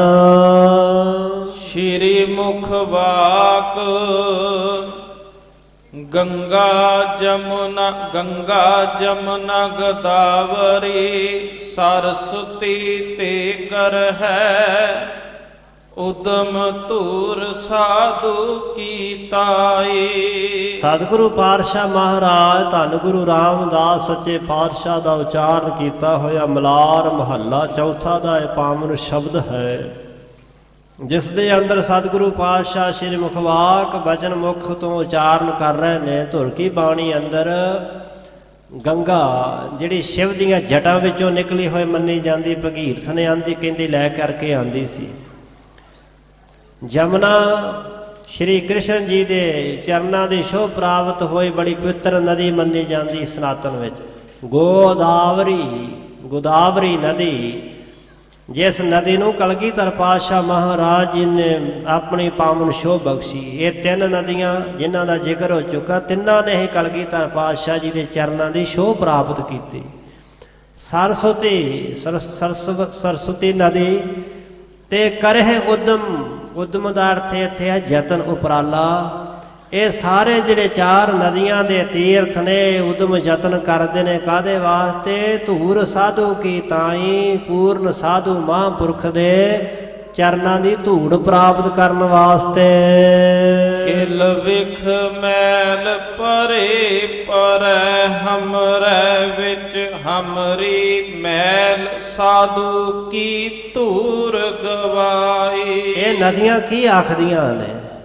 ਹੁਣ ਕੋਈ ਸ਼ੰਕਾ ਕਰ ਸਕਦਾ ਕਿ ਨਦੀਆਂ ਵੀ ਬੋਲ ਸਕਦੀਆਂ ਨੇ? ਜਿਸ ਦੇ ਨਾਲ ਜਿਸ ਦੀ ਗੱਲ ਕਰਨੀ ਸਮਰੱਥਾ ਹੋਵੇ ਉਹਦੇ ਨਾਲ ਸਾਰਾ ਕੁਝ ਹੀ ਬੋਲ ਸਕਦਾ ਹੈ। ਮੌਨ ਜਿਹੜੀਆਂ ਚੀਜ਼ਾਂ ਨੇ ਉਹ ਵੀ ਗੱਲਾਂ ਕਰ ਲੈਂਦੇ ਨੇ, ਪਰ ਜਿਹਦੇ ਵਿੱਚ ਸਮਰੱਥਾ ਹੋਵੇ ਉਹਨਾਂ ਦੀ ਗੱਲ ਸਮਝਣ ਦੀ, ਉਹਨਾਂ ਦੀ ਗੱਲ ਸੁਣਨ ਦੀ। ਸਤਿਗੁਰੂ ਸਮਰੱਥ ਹਨ, ਨਦੀਆਂ ਦੀ ਬੋਲੀ, ਨਦੀਆਂ ਦੀ ਭਾਸ਼ਾ ਸਮਝਦੇ ਨੇ। ਇਹ ਗੁਰੂ ਰਾਮਦਾਸ ਪਾਤਸ਼ਾਹ ਦਾ ਬਚਨ ਹੈ। ਨਦੀਆਂ ਕੀ ਆਖਦੀਆਂ ਨੇ, ਤੀਰਥ ਕੀ ਆਂਦੇ ਨੇ? ਕਿਲ ਵਿਖ। ਕਿਲ ਦਾ ਅਰਥ ਹੁੰਦਾ ਹੈ ਸਮੂਹ, ਕਿਲ ਦਾ ਅਰਥ ਹੁੰਦਾ ਕਿਲ ਵਰਗੇ, ਵਿਖ ਕਹਿੰਦੇ ਜ਼ਹਿਰ ਨੂੰ। ਜ਼ਹਿਰ ਦੀ ਨਿਆਈ ਜਿਹੜੇ ਕਿਲ ਵਿਖ ਪਾਪ ਹਨ, ਮੈਲ ਭਰੇ, ਉਹਨਾਂ ਪਾਪਾਂ ਨੂੰ ਕਰਕੇ ਮੈਲ ਦੇ ਨਾਲ ਭਰੇ ਹੋਏ ਜੀਵ ਪਰੇ ਹਮਰਾ ਵਿੱਚ ਸਾਡੇ ਵਿੱਚ ਆ ਕਰਕੇ ਪੈ ਜਾਂਦੇ ਨੇ, ਇਸ਼ਨਾਨ ਕਰਦੇ ਨੇ ਤੇ ਸਾਨੂੰ ਪਾਪਾਂ ਦੇ ਨਾਲ ਲਬੇੜ ਦਿੰਦੇ ਨੇ। ਹਮਰੀ ਮੈਲ ਸਾਧੂ ਕੀ ਧੂਰ ਗਵਾਈ, ਤੇ ਸਾਡੀ ਜਿਹੜੀ ਉਹਨਾਂ ਲੋਕਾਂ ਦੇ ਪਾਪਾਂ ਦੀ ਮੈਲ ਹੈ ਉਹ ਪੂਰਨ ਮਹਾਂਪੁਰਖ ਸਾਧੂ ਦੇ ਚਰਨਾਂ ਦੀ ਧੂੜ ਪ੍ਰਾਪਤ ਹੋਣ ਦੇ ਨਾਲ ਦੂਰ ਹੋ ਜਾਂਦੀ ਹੈ। ਚੌਪਈ ਗਨ ਅਗ ਕਰ ਪ੍ਰਾਨੀ, ਜੇ ਮੱਜਤ ਤੀਰਥ ਮਹਾ ਵਿਖੈ ਸਭ ਤਜਤ। ਤੇ ਜਿਹੜੇ ਗਣ ਬਹੁਤ ਸਾਰੇ ਅਗ ਪਾਪ ਕਰਕੇ ਪ੍ਰਾਣੀ ਲੋਕ ਆ ਕਰਕੇ ਤੀਰਥਾਂ ਤੇ ਮੱਜਤ ਇਸ਼ਨਾਨ ਕਰਦੇ ਨੇ, ਤੇ ਤੀਰਥ ਮਹਾ ਵੱਡੇ ਤੀਰਥਾਂ ਦੇ ਵਿਖੇ ਵਿੱਚ ਸਭ ਤਜਤੋਂ ਸਾਰੇ ਪਾਪ ਲੋਕ ਛੱਡ ਜਾਂਦੇ ਹਨ। ਭਾਵ ਕਿ ਵੱਡੇ ਵੱਡੇ ਪਾਪ ਅਪਰਾਧ ਕਰਕੇ ਲੋਕ ਤੀਰਥਾਂ ਤੇ ਨਹਾ ਕੇ ਤੇ ਉੱਥੇ ਪਾਪ ਲਾਹ ਕਰਕੇ ਛੱਡ ਕੇ ਆ ਜਾਂਦੇ ਹਨ। ਪਾਪਨ ਤੇ ਆਕੁਲ ਹੋਏ ਆਵਤ, ਇਹਾਂ ਧੂਰ ਸੰਤਨ ਕੀ ਪਾਵਤ। ਤੇ ਉਹਨਾਂ ਪਾਪਾਂ ਦੇ ਨਾਲ ਜਿਹੜੇ ਤੀਰਥ ਨੇ ਆਕਲ ਵਿਆਕਲ ਹੋ ਕਰਕੇ ਫਿਰ ਇੱਥੇ ਆਉਂਦੇ ਨੇ, ਤੇ ਇਹਾਂ ਧੂਰ ਸੰਤਨ ਕੀ ਪਾਵਤ, ਇੱਥੇ ਆ ਕਰਕੇ ਰੱਬ ਦੇ ਪਿਆਰੇ ਸੰਤਾਂ ਦੀ ਧੂੜ ਪ੍ਰਾਪਤ ਕਰਦੇ ਹਨ। ਕਥਾ ਕੀਰਤਨ ਸੁਨ ਕਰ ਤਬ ਹੀ, ਤੀਰਥ ਗਨ ਪਾਵਨ ਹੋਏ ਸਭ ਹੀ। ਇਸ ਸਥਾਨ ਤੇ ਅਕਾਲ ਪੁਰਖ ਦੀ ਕਥਾ, ਪਰਮੇਸ਼ਰ ਦੀ ਕੀਰਤੀ ਕੀਰਤਨ ਹੁੰਦਾ ਹੈ, ਉਸ ਨੂੰ ਸੁਣ ਕਰਕੇ ਤਦੋਂ ਇਹ ਸਾਰੇ ਗਣ ਜਿਹੜੇ ਤੀਰਥ ਨੇ ਪਾਵਨ ਹੋਏ ਸਭ ਹੀ ਸਾਰੇ ਪਵਿੱਤਰ ਹੋ ਜਾਂਦੇ ਹਨ। ਸਿੱਖਨ ਬੂਝਿਓ ਜਗ ਮਹਿ ਜੋਵੈ, ਜਲ ਸੋ ਮਲ ਕਰ ਮਲ ਕੋ ਖੋਵੈ। ਸਿੱਖਾਂ ਨੇ ਫੇਰ ਸਵਾਲ ਕੀਤਾ, ਮਹਾਰਾਜ ਜੀ ਜਗ ਮਹਿ ਜੋਵੇ, ਸੰਸਾਰ ਵਿੱਚ ਵੇਖੀਦਾ ਹੈ, ਤੱਕਿਆ ਜਾਂਦਾ ਹੈ ਕਿ ਜਲ ਸੋ ਮਲ ਕਰ, ਪਾਣੀ ਦੇ ਨਾਲ ਮਲ ਕਰਕੇ ਮਲ ਕੋ ਖੋਵੇ, ਮਲ ਨੂੰ ਖੋ ਲਈਦਾ ਹੈ, ਪਾਣੀ ਦੇ ਨਾਲ ਮਲ ਕਰਕੇ ਮੈਲ ਨੂੰ ਧੋ ਦਈਦਾ ਹੈ। ਚਰਨ ਧੂਰ ਤੇ ਮਲ ਕਿਮ ਜਾਵੈ, ਸੁਨ ਸਤਿਗੁਰ ਦ੍ਰਿਸ਼ਟਾਂਤ ਬਤਾਵੈ। ਤੇ ਜਿਹੜੇ ਸਾਧੂਆਂ ਮਹਾਂਪੁਰਖਾਂ ਦੇ ਚਰਨਾਂ ਦੀ ਧੂੜ ਹੈ, ਇਹਦੇ ਨਾਲ ਮੈਲ ਕਿਵੇਂ ਚਲੀ ਜਾਂਦੀ ਹੈ, ਮੈਲ ਕਿਵੇਂ ਨਿਵਰਤ ਹੋ ਜਾਂਦੀ ਹੈ? ਸਿੱਖਾਂ ਸਵਾਲ ਕੀਤਾ। ਸੁਣ ਕੇ ਸਤਿਗੁਰੂ ਸੱਚੇ ਪਾਤਸ਼ਾਹ ਇੱਕ ਦ੍ਰਿਸ਼ਟਾਂਤ ਬਤਾਉਂਦੇ ਦੱਸਦੇ ਹੋਏ ਕਹਿਣ ਲੱਗੇ, ਸੱਜੀ ਸਾਬਣ ਮਲ ਹੀ ਹੋਵੈ, ਤਿਨ ਤੇ ਮਲ ਬਸਤਰਨ ਕੀ ਧੋਵੈ। ਗੁਰੂ ਸਾਹਿਬ ਜੀ ਦ੍ਰਿਸ਼ਟਾਂਤ ਦੇ ਕੇ ਦੱਸਣ ਲੱਗੇ ਕਿ ਜਿਹੜੀ ਸੱਜੀ ਹੁੰਦੀ ਹੈ ਨਾ, ਸੱਜੀ ਸਾਬਣ, ਉਹ ਮਾੜੀ ਹੋਏ ਮੈਲ ਹੀ ਹੁੰਦੀ ਹੈ। ਹੁਣ ਸੱਜੀ ਕੀ ਹੁੰਦੀ ਹੈ? ਸੱਜੀ ਆਮ ਉਹਨੂੰ ਬੂਈ ਬੋਲਿਆ ਜਾਂਦਾ ਹੈ, ਕਿਸੇ ਇਲਾਕੇ 'ਚ ਉਹਨੂੰ ਬੂਣ ਬੋਲਦੇ ਨੇ, ਤੇ ਇੰਗਲਿਸ਼ ਵਾਲੇ ਉਹਨੂੰ ਕੌਫੀ ਕਹਿੰਦੇ ਨੇ। ਇਹ ਅਰਬ ਤੇ ਮਿਸਰ ਵਿੱਚ ਪਹਿਲਾਂ ਬੂਟੇ ਹੁੰਦੇ ਸਨ ਕੌਫੀ ਦੇ। ਕੌਫੀ ਦੀ ਲੱਕੜ ਨੂੰ ਸਾੜ ਕਰਕੇ ਤੇ ਜਿਹੜੀ ਸਵਾਹ ਬਣਦੀ ਹੈ, ਉਸ ਸਵਾਹ ਦੇ ਨਾਲ ਲੋਕ ਪੁਰਾਣੇ ਸਮੇਂ 'ਚ ਕੱਪੜੇ ਧੋਂਦੇ ਸਨ, ਕੌਫੀ ਦੇ ਬੂਟੇ ਦੀ ਸਵਾਹ।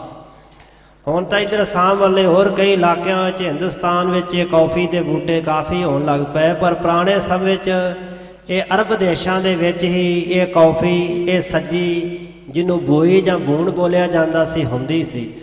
ਤੇ ਉਹਦੇ ਉਸ ਦਰਖਤ ਦੇ ਤਾਂ ਹੀ ਸਾੜ ਕਰਕੇ ਤੇ ਉਹਦੀ ਭਸਮ ਬਣਾ ਲਈ ਜਾਂਦੀ ਸੀ। ਉਸ ਭਸਮ ਸਵਾਹ ਦੇ ਨਾਲ ਫਿਰ ਕੱਪੜੇ ਧੋਤੇ ਜਾਂਦੇ ਸੀ, ਤੇ ਕੱਪੜਿਆਂ ਦੀ ਮੈਲ ਜਿਹੜੀ ਸੀ ਉਹ ਹੁੰਦੀ, ਉਹ ਆਪ ਵੀ ਸਵਾਹ ਮੈਲ ਹੀ ਸੀ, ਪਰ ਉਹ ਕੱਪੜੇ ਐ ਨਖੇਰ ਦਿੰਦੀ ਸੀ। ਅੱਜ ਤਾਂ ਕਈ ਤਰ੍ਹਾਂ ਦੇ ਤੇਲ ਵਰਤ ਕੇ ਸਾਬਣ ਬਣਾਇਆ ਜਾਂਦਾ ਹੈ, ਪਰ ਪੁਰਾਣੇ ਸਮੇਂ ਦੇ ਵਿੱਚ ਉਹ ਸੱਜੀ ਵਰਤੀ ਜਾਂਦੀ ਸੀ, ਜਿਹਨੂੰ ਅੱਜ ਕੱਲ੍ਹ ਆਮ ਤੌਰ 'ਤੇ ਅਸੀਂ ਕੌਫੀ ਕਹਿੰਦੇ ਹਾਂ। ਕੌਫੀ ਦਾ ਬੂਟਾ ਹੁੰਦਾ ਹੈ। ਸੋ ਸੱਜੀ ਤੇ ਇੱਥੋਂ ਸਿੱਧਾ ਭਾਵ ਹੈ ਕਿ ਕੌਫੀ ਦਾ ਜਿਹੜਾ ਰੁੱਖ ਹੁੰਦਾ ਹੈ, ਉਹਨੂੰ ਸਾੜ ਕਰਕੇ ਉਹਦੀ ਭਸਮ ਦਾ ਸਾਬਣ ਬਣਾਇਆ ਜਾਂਦਾ ਹੈ। ਉਹਦੇ ਨਾਲ ਬਸਤਰ ਧੋਤੇ ਜਾਂਦੇ ਸਨ ਤੇ ਉਹ ਬਸਤਰਾਂ ਦੀ ਮੈਲ ਨਿਕਲ ਜਾਂਦੀ ਸੀ। ਸੋ ਸੱਜੀ ਸਾਬਣ ਮਲ ਹੀ ਹੋਵੇ, ਜਿਹੜਾ ਸੱਜੀ ਸਾਬਣ ਹੁੰਦਾ ਨਾ, ਉਹ ਸਵਾਹ ਭਸਮ ਆਪ ਵੀ ਮੈਲ ਹੀ ਹੁੰਦੀ ਹੈ, ਤਿਨ ਤੇ ਮਲ ਵਸਤਰਨ ਕੀ ਧੋਵੈ। ਉਸ ਸੱਜੀ ਸਾਬਣ ਦੇ ਨਾਲ ਵਸਤਰਾਂ ਦੀ ਕੱਪੜਿਆਂ ਦੀ ਸਾਰੀ ਮੈਲ ਜਿਹੜੀ ਉਹ ਧੋਣ ਵਾਲੇ ਧੋ ਦਿੰਦੇ ਹਨ। ਤਿਮ ਸੰਤਨ ਪਦ ਰਜ ਅਤ ਪਾਵਨ ਹੈ ਸਮਰਥ ਗਨ ਪਾਪ ਨਸਾਵਨ। ਜਿਵੇਂ ਸੱਜੀ ਸਾਬਣ ਨਾਲ ਵਸਤਰਾਂ ਦੀ ਮੈਲ ਸਾਰੀ ਧੁੱਪ ਜਾਂਦੀ ਹੈ, ਇਸੇ ਤਰ੍ਹਾਂ ਭਾਈ ਤਿਮ ਸੰਤਨ ਪਦ ਰਜ ਅਤ ਪਾਵਨ। ਸੰਤਾਂ ਦੇ ਪਦ ਚਰਨਾਂ ਦੀ ਰਜ ਜਿਹੜੀ ਧੂੜੀ ਹੈ, ਹੁੰਦੀ ਤਾਂ ਧੂੜੀ ਹੈ ਪਰ ਹੁੰਦੀ ਅਤ ਪਾਵਨ ਹੈ। ਧੂੜੀ ਮੱਜਨ ਸਾਧ ਕੇ ਸਾਈਂ ਥੀਏ ਕਿਰਪਾਲ। ਰੱਬ ਦੀ ਕਿਰਪਾ ਤੋਂ ਬਿਨਾਂ ਨਹੀਂ ਲੱਭਦੀ। ਇਹਦੇ ਚ ਬਰਕਤਾਂ ਕਿੰਨੀਆਂ ਨੇ। ਅਗਲੀ ਪੰਕਤੀ ਸਾਹਿਬ ਕਹਿੰਦੇ ਲੱਦੇ ਹੱਬੇ ਥੋਕੜੇ ਨਾਨਕ ਹਰ ਧਨ ਮਾਲ। ਹਰੀ ਦਾ ਨਾਮ ਧਨ ਵੀ ਮਹਾਂਪੁਰਖਾਂ ਦੇ ਚਰਨਾਂ ਦੀ ਧੂੜ ਵਿੱਚੋਂ ਹੀ ਮਿਲ ਜਾਂਦਾ ਹੈ। ਦੁਨੀਆ ਦੇ ਤਮਾਮ ਪਦਾਰਥ ਸਾਧੂਆਂ ਦੇ ਚਰਨਾਂ ਦੀ ਧੂੜੀ ਵਿੱਚੋਂ ਪ੍ਰਾਪਤ ਹੋ ਜਾਂਦੇ ਨੇ। ਇਸੇ ਵਾਸਤੇ ਸਾਹਿਬਾਂ ਕਿਹਾ ਕਿ ਮਾਗ ਮੱਜਨ ਸੰਗ ਸਾਧੂਆਂ ਧੂੜੀ ਕਰ ਇਸ਼ਨਾਨ। ਰੱਬ ਦੇ ਪਿਆਰਿਆਂ ਦੇ ਚਰਨਾਂ ਦੀ ਧੂੜ ਵਿੱਚ ਇਸ਼ਨਾਨ ਕਰ। ਸੋ ਇਹ ਅਤ ਪਾਵਨ ਅਤੀ ਪਾਵਨ ਹੁੰਦੀ ਹੈ ਸੰਤਾਂ ਦੇ ਚਰਨਾਂ ਦੀ ਜਿਹੜੀ ਰਾਜ ਧੂੜੀ ਹੈ ਸਮਰੱਥ ਗਨ ਪਾਪ ਨਸਾਵਨ। ਇਹ ਸਮਰੱਥ ਹੈ ਗਨ ਪਾਪ ਸਮੂਹ ਪ੍ਰਕਾਰ ਦੇ ਪਾਪਾਂ ਨੂੰ ਨਸਾਉਣ ਵਾਸਤੇ, ਨਾਸ਼ ਕਰਨ ਵਾਸਤੇ, ਭਜਾਉਣ ਵਾਸਤੇ। ਰੱਬ ਦੇ ਪਿਆਰਿਆਂ ਦੇ ਮਹਾਂਪੁਰਖਾਂ ਦੀ ਧੂੜੀ ਬੜੀ ਸਮਰੱਥ ਹੈ, ਬਰਕਤਾਂ ਦੇ ਨਾਲ ਭਰੀ ਹੋਈ ਹੈ। ਤਿਮ ਸੰਤਨ ਪਦ ਰਜ ਅਤ ਪਾਵਨ ਹੈ ਸਮਰਥ ਗਨ ਪਾਪ ਨਸਾਵਨ। ਤਿਮ ਗੁਰ ਸ਼ਬਦ ਸ਼ਰਵਣ ਧੁਨ ਪਰੇ ਪ੍ਰੇਮਾ ਭਗਤ ਉਪਾਵਨ ਕਰੇ। ਤਿਵੇਂ ਹੀ ਗੁਰ ਸ਼ਬਦ ਸਤਿਗੁਰੂ ਦਾ ਸ਼ਬਦ ਜਦੋਂ ਸਰਵਣ ਧੁਨ ਪਰੇ, ਸਰਵਰ ਕੰਨਾਂ ਦੇ ਚ ਧੁਨੀ ਆਵਾਜ਼ ਪਰੇ ਪੈ ਜਾਂਦੀ ਨਾ ਗੁਰੂ ਦੇ ਸ਼ਬਦ ਉਪਦੇਸ਼ ਦੀ, ਪ੍ਰੇਮਾ ਭਗਤ ਉਪਾਵਨ ਕਰੇ। ਇਹ ਸ਼ਬਦ ਇੰਨਾ ਮਹਾਨ ਹੈ ਕਿ ਹਿਰਦੇ ਵਿੱਚੋਂ ਜਗਿਆਸੂਆਂ ਦੇ ਪ੍ਰੇਮਾ ਭਗਤੀ ਨੂੰ ਪੈਦਾ ਕਰ ਦਿੰਦਾ ਹੈ, ਪ੍ਰਗਟ ਕਰ ਦਿੰਦਾ ਹੈ। ਸਭ ਥਲ ਜਲ ਕੋ ਤੀਰਥ ਆਹਾ ਅਧਿਕ ਨਾਮ ਕੋ ਤੀਰਥ ਇਹਾ। ਤੇ ਸਭ ਥਲ ਜਿੰਨੇ ਬਾਕੀ ਥਲ ਥਾਨ ਜਲ ਕੋ ਤੀਰਥ ਆਹਾ ਆਹਾ ਮਨੇ ਹੈ, ਉਹ ਸਾਰੇ ਪਾਣੀ ਦੇ ਤੀਰਥ ਹਨ। ਜਿੰਨੇ ਵੀ ਬਾਕੀ 68 ਤੀਰਥ ਨੇ ਉੱਥੇ ਕੇਵਲ ਪਾਣੀ ਹੈ, ਉਹ ਜਲ ਦੇ ਤੀਰਥ ਹਨ। ਪਰ ਜਿਹੜਾ ਆ ਤੀਰਥ ਹੈ ਇਹ ਕਿਹੜਾ ਤੀਰਥ ਹੈ? ਅਧਿਕ ਨਾਮ ਕੋ ਤੀਰਥ ਇਹਾਂ। ਇੱਥੇ ਜਿਹੜਾ ਅੰਮ੍ਰਿਤ ਸਰੋਵਰ ਇਹ ਅਸਥਾਨ ਹੈ, ਇੱਥੇ ਵੱਡਾ ਨਾਮ ਅਧਿਕ ਨਾਮ ਕੋ, ਅਕਾਲ ਪੁਰਖ ਦਾ ਜਿਹੜਾ ਵੱਡਾ ਨਾਮ ਹੈ ਪਰਮੇਸ਼ਰ ਦਾ, ਉਸ ਵੱਡੇ ਨਾਮ ਦਾ ਮਹਾਨ ਤੀਰਥ ਹੈ। ਵਿੱਚ ਜਹਾਜ ਸਮ ਸ਼੍ਰੀ ਹਰਿ ਮੰਦਰ ਜਸ ਮੋ ਨਾਮ ਮੁਹਾਣਾ ਸੁੰਦਰ। ਤੇ ਵਿੱਚ ਜਹਾਜ ਪਾਵਨ ਤੀਰਥ ਦੇ ਵਿੱਚ ਸਰੋਵਰ ਦੇ ਅੰਦਰ ਜਿਹੜਾ ਸ਼੍ਰੀ ਹਰਿਮੰਦਰ ਸਾਹਿਬ ਹੈ, ਵਿੱਚ ਜਹਾਜ ਹੈ, ਸ਼ਿਪ ਹੈ, ਜਾਪਦਾ ਵੀ ਬਿਲਕੁਲ ਇਸੇ ਤਰ੍ਹਾਂ ਹੀ ਜਦੋਂ ਉੱਪਰੋਂ ਵੇਖਿਆ ਜਾਏ ਜਾਪਦਾ ਹੈ ਕਿ ਸਮੁੰਦਰ ਦੇ ਵਿੱਚ ਸ਼ਿਪ ਜਾ ਰਿਹਾ ਹੈ। ਸੋ ਸ਼੍ਰੀ ਦਰਬਾਰ ਸਾਹਿਬ ਇਸ ਤੀਰਥ ਦੇ ਵਿੱਚ ਸ਼ਿਪ ਜਹਾਜ ਹੈ, ਜਿਸ ਕੋ ਨਾਮ ਮੁਹਾਣਾ ਸੁੰਦਰ। ਜਿਸ ਜਹਾਜ ਸ਼੍ਰੀ ਹਰਿਮੰਦਰ ਸਾਹਿਬ ਦੇ ਅੰਦਰ ਜਹਾਜ਼ ਨੂੰ ਚਲਾਉਣ ਵਾਲਾ ਮੁਹਾਣਾ ਤਾਂ ਮਲਾਹ ਤਾਂ ਕੋਈ ਨਾ ਕੋਈ ਹੁੰਦਾ ਹੈ। ਇੱਥੇ ਸ਼੍ਰੀ ਹਰਿਮੰਦਰ ਸਾਹਿਬ ਜਹਾਜ਼ ਦੇ ਵਿੱਚ ਮੁਹਾਣਾ ਮਲਾਹ ਕੌਣ ਹੈ? ਜਿਸ ਕੋ ਨਾਮ ਮੁਹਾਣਾ ਸੁੰਦਰ। ਅਕਾਲ ਪੁਰਖ ਦਾ ਜਿਹੜਾ ਨਾਮ ਹੈ ਇਹ ਮੁਹਾਣਾ ਸੋਹਣਾ ਮਲਾਹ ਹੈ। ਅਕਾਲ ਪੁਰਖ ਦਾ ਨਾਮ ਮਲਾਹ ਹੀ ਇਸ ਸੰਸਾਰ ਤੋਂ ਜੀਵਾਂ ਨੂੰ ਪਾਰ ਲੰਘਾਉਂਦਾ ਹੈ। ਸ਼ਿਵ ਸਿਰ ਤੇ ਗਿਰ ਗੰਗ ਪ੍ਰਵਾਹੋ ਮਿਲੇ ਪੁਚਾਵਤ ਸਾਗਰ ਮਾਹੂ। ਤੇ ਜਿਵੇਂ ਮੰਨਿਆ ਜਾਂਦਾ ਕਿ ਸ਼ਿਵ ਜੀ ਦੀਆਂ ਜਟਾਂ ਦੇ ਵਿੱਚੋਂ ਗਿਰ ਗੰਗ ਪ੍ਰਵਾਹੋ, ਗੰਗਾ ਦਾ ਪ੍ਰਵਾਹ ਜਿਹੜਾ ਉਹ ਗਿਰਿਆ ਹੈ, ਸ਼ਿਵ ਦੀਆਂ ਜਟਾਂ ਦੇ ਵਿੱਚੋਂ ਗੰਗਾ ਆਈ ਹੈ। ਤੇ ਜਿਹੜਾ ਗੰਗਾ ਦੇ ਵਿੱਚ ਮਿਲ ਜਾਵੇ ਪਚਾਵਤ ਸਾਗਰ ਮਾਹੂ, ਉਸ ਨੂੰ ਉਹ ਸਾਗਰ ਸਮੁੰਦਰ ਦੇ ਵਿੱਚ ਪਹੁੰਚਾ ਦਿੰਦੀ ਹੈ। ਤਿਮ ਗੁਰਮੁਖ ਤੇ ਨਿਕਸੀ ਬਾਨੀ, ਪਠ ਹੈ ਵਿਚਾਰ ਕਮਾਏ ਜੋ ਪ੍ਰਾਨੀ। ਐਵੇਂ ਜੋ ਗੁਰੂ ਮੁਖ ਦੁਆਰਾ ਨਿਕਸੀ ਬਾਣੀ, ਧੁਰ ਕੀ ਬਾਣੀ ਪ੍ਰਗਟ ਹੋਈ ਹੈ। ਇਹ ਧੁਰ ਕੀ ਬਾਣੀ ਪਠੇ ਵਿਚਾਰ ਕਮਾਏ ਜੋ ਪ੍ਰਾਨੀ। ਜਿਹੜਾ ਪਠੇ ਪੜੇਗਾ, ਵਿਚਾਰ ਕਰਕੇ ਇਸ ਗੁਰਬਾਣੀ ਦਾ ਉਪਦੇਸ਼ ਭਾਵ ਜੀਵਨ ਚ ਕਮਾਵੇਗਾ। ਸੋ ਪ੍ਰਭ ਕੇ ਪਗ ਸੰਗ ਮਿਲਾਵਤ, ਬਹੁਰ ਬ੍ਰਹਮ ਮਹਿ ਮਿਲਿਓ ਪਾਵਤ।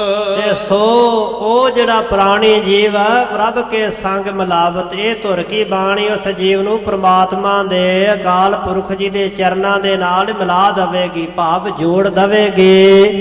ਤੇ ਫਿਰ ਉਹ ਜੀਵ ਜਿਹੜਾ ਨਾ ਬਹੁਰ ਬ੍ਰਹਮ ਮੈਂ ਮਿਲਬੋ ਪਾਵਤ, ਫਿਰ ਬ੍ਰਹਮ ਦੇ ਵਿੱਚ ਅਕਾਲ ਪੁਰਖ ਜੀ ਦੇ ਵਿੱਚ ਮਿਲਬੋ ਪਾਵਤ, ਮਿਲਣਾ ਪਾ ਲਵੇਗਾ, ਭਾਵ ਪਰਮੇਸ਼ਰ ਦੇ ਵਿੱਚ ਅਭੇਦ ਹੋ ਜਾਵੇਗਾ, ਲੀਨ ਹੋ ਜਾਏਗਾ।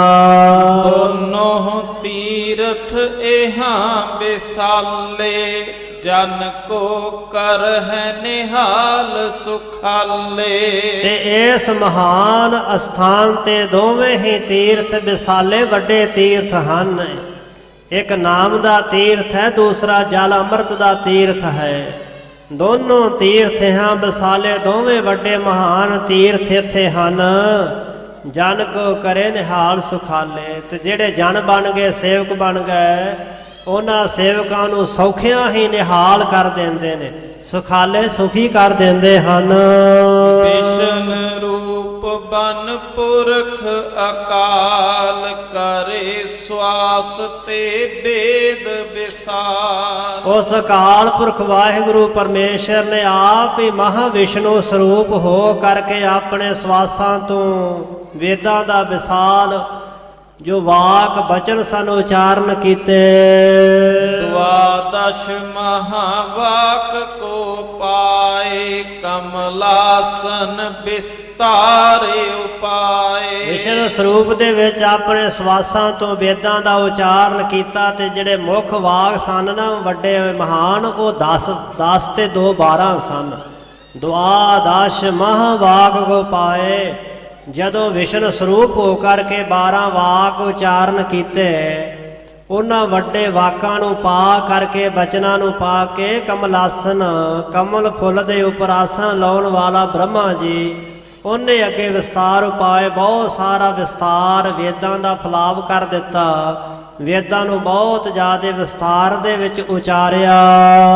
ਬਹੁਰ ਬਿਆਸ ਨੇ ਬਹੁ ਵਿਸਤਾਰੇ, ਜੋ ਪਰ ਵਿਰਤ ਭਏ ਜਗ ਸਾਰੇ। ਫਿਰ ਬਿਆਸ ਰਿਖੀ ਜੀ ਨੇ ਉਹਨਾਂ ਵੇਦਾਂ ਨੂੰ ਅੱਖਰੀ ਰੂਪ ਦਿੱਤਾ, ਉਹਨਾਂ ਨੂੰ ਲਿਖਤੀ ਰੂਪ ਚ ਲਿਆ ਕਰਕੇ ਬਹੁਤ ਸਾਰਾ ਵਿਸਤਾਰ ਕੀਤਾ, ਜੋ ਫਿਰ ਜਗ ਦੇ ਵਿੱਚ ਸਾਰੇ ਥਾਵਾਂ ਤੇ ਪ੍ਰਵਿਰਤ ਹੋ ਗਏ, ਫੈਲ ਗਏ, ਪ੍ਰਸਿੱਧ ਹੋ ਗਏ। ਤਿਸੀ ਅਕਾਲ ਪੁਰਖ ਤਨ ਥੀਏ, ਸੰਤ ਰੂਪ ਸ਼੍ਰੀ ਨਾਨਕ ਭਏ। ਸੋ ਉਸੇ ਹੀ ਅਕਾਲ ਪੁਰਖ ਵਾਹਿਗੁਰੂ ਪਰਮੇਸ਼ਰ ਜੀ ਦਾ ਤਨ ਥੀਏ, ਤਨ ਹੋਏ, ਸਰੂਪ ਹੋ ਕਰਕੇ ਸੰਤ ਰੂਪ ਦੇ ਵਿੱਚ ਸ਼੍ਰੀ ਗੁਰੂ ਨਾਨਕ ਦੇ ਪਾਤਸ਼ਾਹ ਜੀ ਪ੍ਰਗਟ ਹੋਏ। ਤਿਸੀ ਅਕਾਲ ਪੁਰਖ ਤਨ ਥੀਏ। ਉਸੇ ਅਕਾਲ ਪੁਰਖ ਵਾਹਿਗੁਰੂ ਨੇ ਆਪਣਾ ਤਨ ਥੀਏ, ਆਪਣਾ ਸਰੂਪ ਧਾਰਨ ਕੀਤਾ, ਸੰਤ ਸਰੂਪ ਸ਼੍ਰੀ ਗੁਰੂ ਨਾਨਕ ਦੇ ਪਾਤਸ਼ਾਹ ਦੇ ਰੂਪ ਵਿੱਚ ਪ੍ਰਗਟ ਹੋ ਗਏ। ਕਲ ਕੇ ਜੀਵ ਉਦਾਰਨ ਕਾਰਨ, ਕਰੇ ਵੇਦ ਤੇ ਸ਼ਬਦ ਉਚਾਰਨ। ਕਲਯੁਗ ਦੇ ਜੀਵਾਂ ਦਾ ਉਧਾਰ ਕਰਨ ਵਾਸਤੇ ਸਤਿਗੁਰੂ ਸੱਚੇ ਪਾਤਸ਼ਾਹ ਮਹਾਰਾਜ ਜੀ ਨੇ ਜਿਵੇਂ ਵੇਦ ਰਚੇ ਨੇ, ਇਸੇ ਤਰ੍ਹਾਂ ਕਰੇ ਵੇਦ ਤੇ। ਇੱਥੇ ਭਾਵ ਇਹ ਨਹੀਂ ਹੈ ਕਿ ਵੇਦਾਂ ਦੇ ਵਿੱਚੋਂ ਹੀ ਸਤਿਗੁਰੂ ਪਾਤਸ਼ਾਹ ਨੇ ਬਾਣੀ ਉਚਾਰਨ ਕੀਤੀ। ਵੇਦ ਦਾ ਅਰਥ ਗਿਆਨ ਹੁੰਦਾ ਹੈ। ਆਪਣੇ ਆਤਮ ਗਿਆਨ ਤੋਂ ਸਤਿਗੁਰੂ ਪਾਤਸ਼ਾਹ ਨੇ ਸ਼ਬਦ ਉਚਾਰਨ ਕੀਤੇ, ਜੋ ਅਕਾਲ ਪੁਰਖ ਦੀ ਦਰਗਾਹ ਵਿੱਚੋਂ ਸਾਹਿਬਾਂ ਨੂੰ ਗਿਆਨ ਪ੍ਰਾਪਤ ਹੋਇਆ। ਜੈਸੀ ਮੈਂ ਆਵੇ ਖਸਮ ਕੀ ਬਾਣੀ, ਤੈਸੜਾ ਕਰੀ ਗਿਆਨ ਵੇ ਲਾਲੋ। ਜੋ ਧੁਰ ਕੀ ਬਾਣੀ ਅਕਾਲ ਪੁਰਖ ਦੀ ਸਾਹਿਬਾਂ ਦੇ ਹਿਰਦੇ ਵਿੱਚ ਉਤਰੀ, ਉਸ ਪਾਵਨ ਬਾਣੀ ਨੂੰ ਸਾਹਿਬਾਂ ਨੇ ਉਚਾਰਨ ਕੀਤਾ, ਸ਼ਬਦ ਉਚਾਰੇ, ਜਿਸ ਕਰਕੇ ਜੀਵ ਤਰ ਜਾਣ। ਸਮਝਹਿ ਨਰ ਮਤ ਮੰਦ ਸੁਖਾਰੇ, ਕਰ ਉਪਦੇਸ਼ ਕਰੋ ਰਹੋ ਤਾਰੇ। ਤੇ ਕਲਯੁਗ ਦੇ ਜੀਵ ਮੰਦੀ ਮਤ ਵਾਲੇ ਸੌਖਿਆਂ ਹੀ ਸਮਝ ਜਾਣ, ਸੁਖੈਂ ਢੰਗ ਦੇ ਨਾਲ ਉਹਨਾਂ ਨੂੰ ਉਪਦੇਸ਼ ਸਿੱਖਿਆ ਸਮਝ ਪੈ ਜਾਵੇ। ਇਸ ਤਰ੍ਹਾਂ ਸਾਹਿਬਾਂ ਨੇ ਉਪਦੇਸ਼ ਦੇ ਕਰਕੇ ਕਰੋੜਾਂ ਹੀ ਜੀਵ ਸੰਸਾਰ ਸਾਗਰ ਭਵਜਲ ਤੋਂ ਤਾਰ ਦਿੱਤੇ।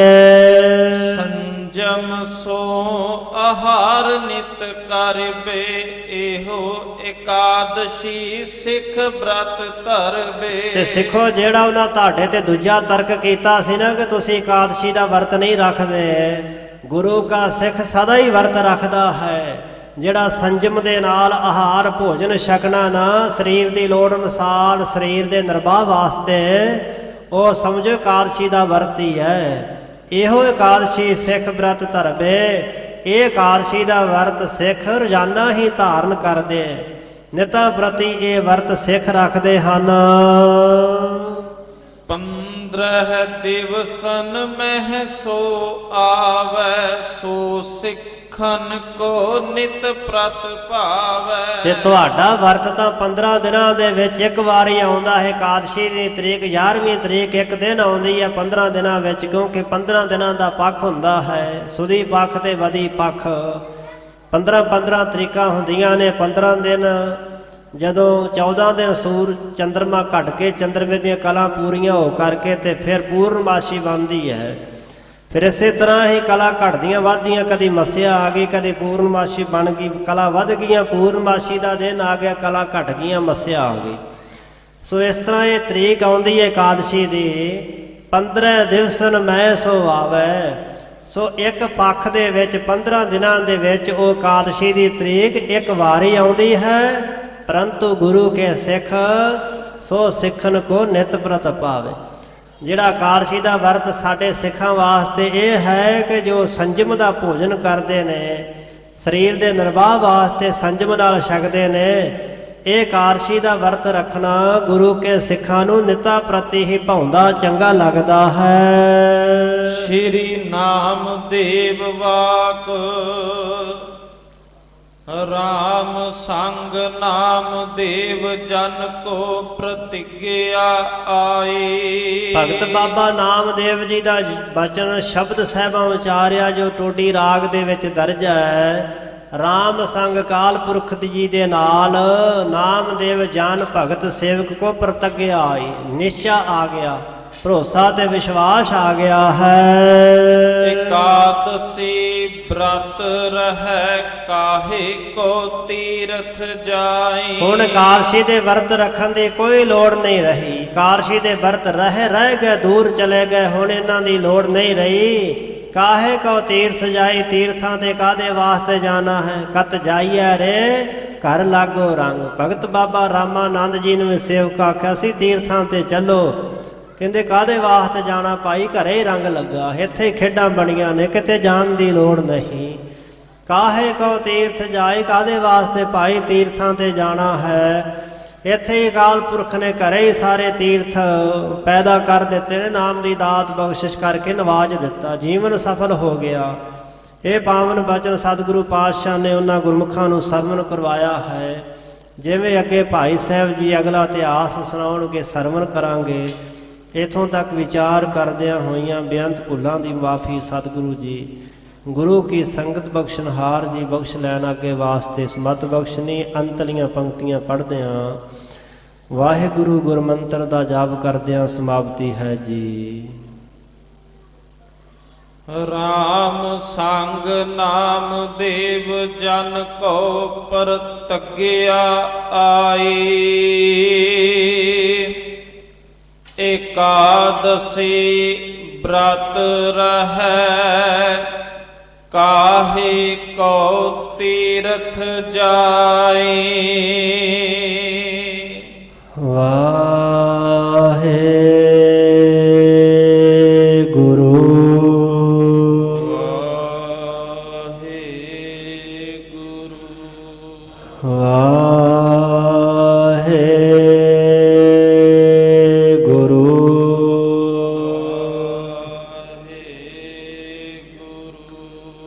ਵਾਹਿਗੁਰੂ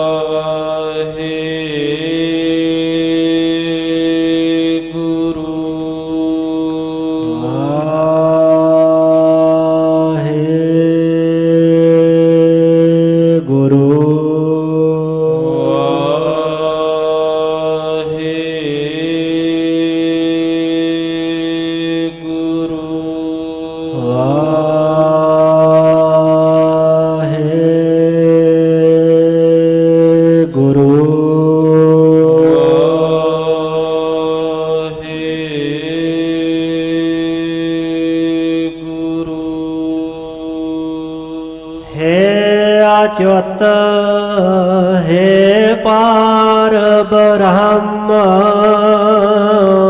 ਅਬਨਾਸੀ ਅਗਨਾਸ ਹੈ ਪੂਰਨ ਹੈ ਸਰਬ ਮੈਂ ਦੁਖ ਪੰਜਨ ਗੁਣ ਤਾਸ ਸੰਗੀ ਹੈ ਨਿਰੰਕਾਰ ਹੈ ਨਿਰਗੁਣ ਸਭ ਟੇਕ ਹੈ ਗੋਬਿੰਦ ਹੈ ਗੁਣ ਨਿਦਾਨ ਜਾ ਕੇ ਸਦਾ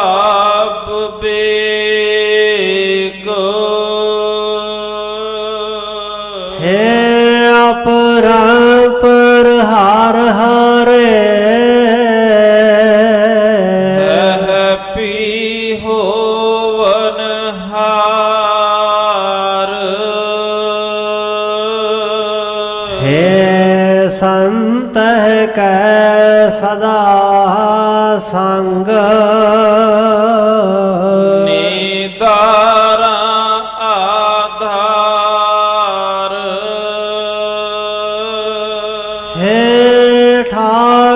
ਰਹਾਂਦਾਸ ਮੈਂ ਨਿਰਗੁਣ ਗੁਣ ਨਹੀਂ ਕੋਏ।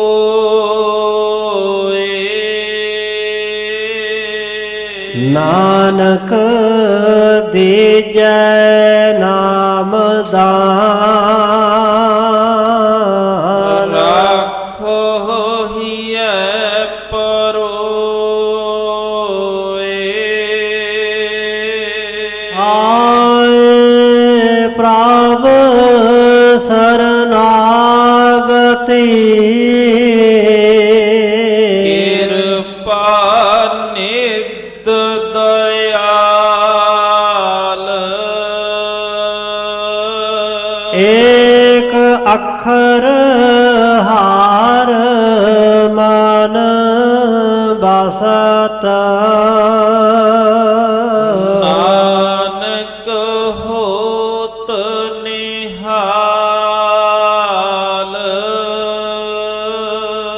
ਵਾਹਿਗੁਰੂ ਨਾਮ ਜਹਾਜ ਹੈ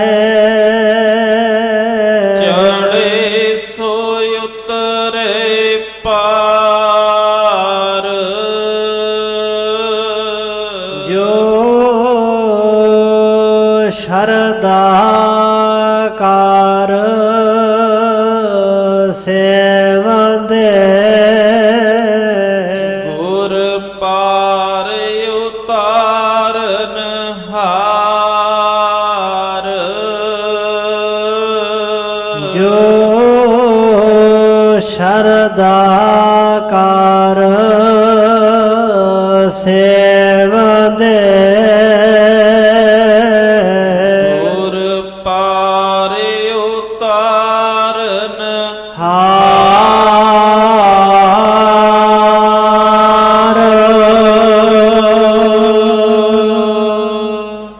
ਵਾਹਿਗੁਰੂ ਜੀ ਕਾ ਖਾਲਸਾ ਵਾਹਿਗੁਰੂ ਜੀ ਕੀ ਫਤਿਹ।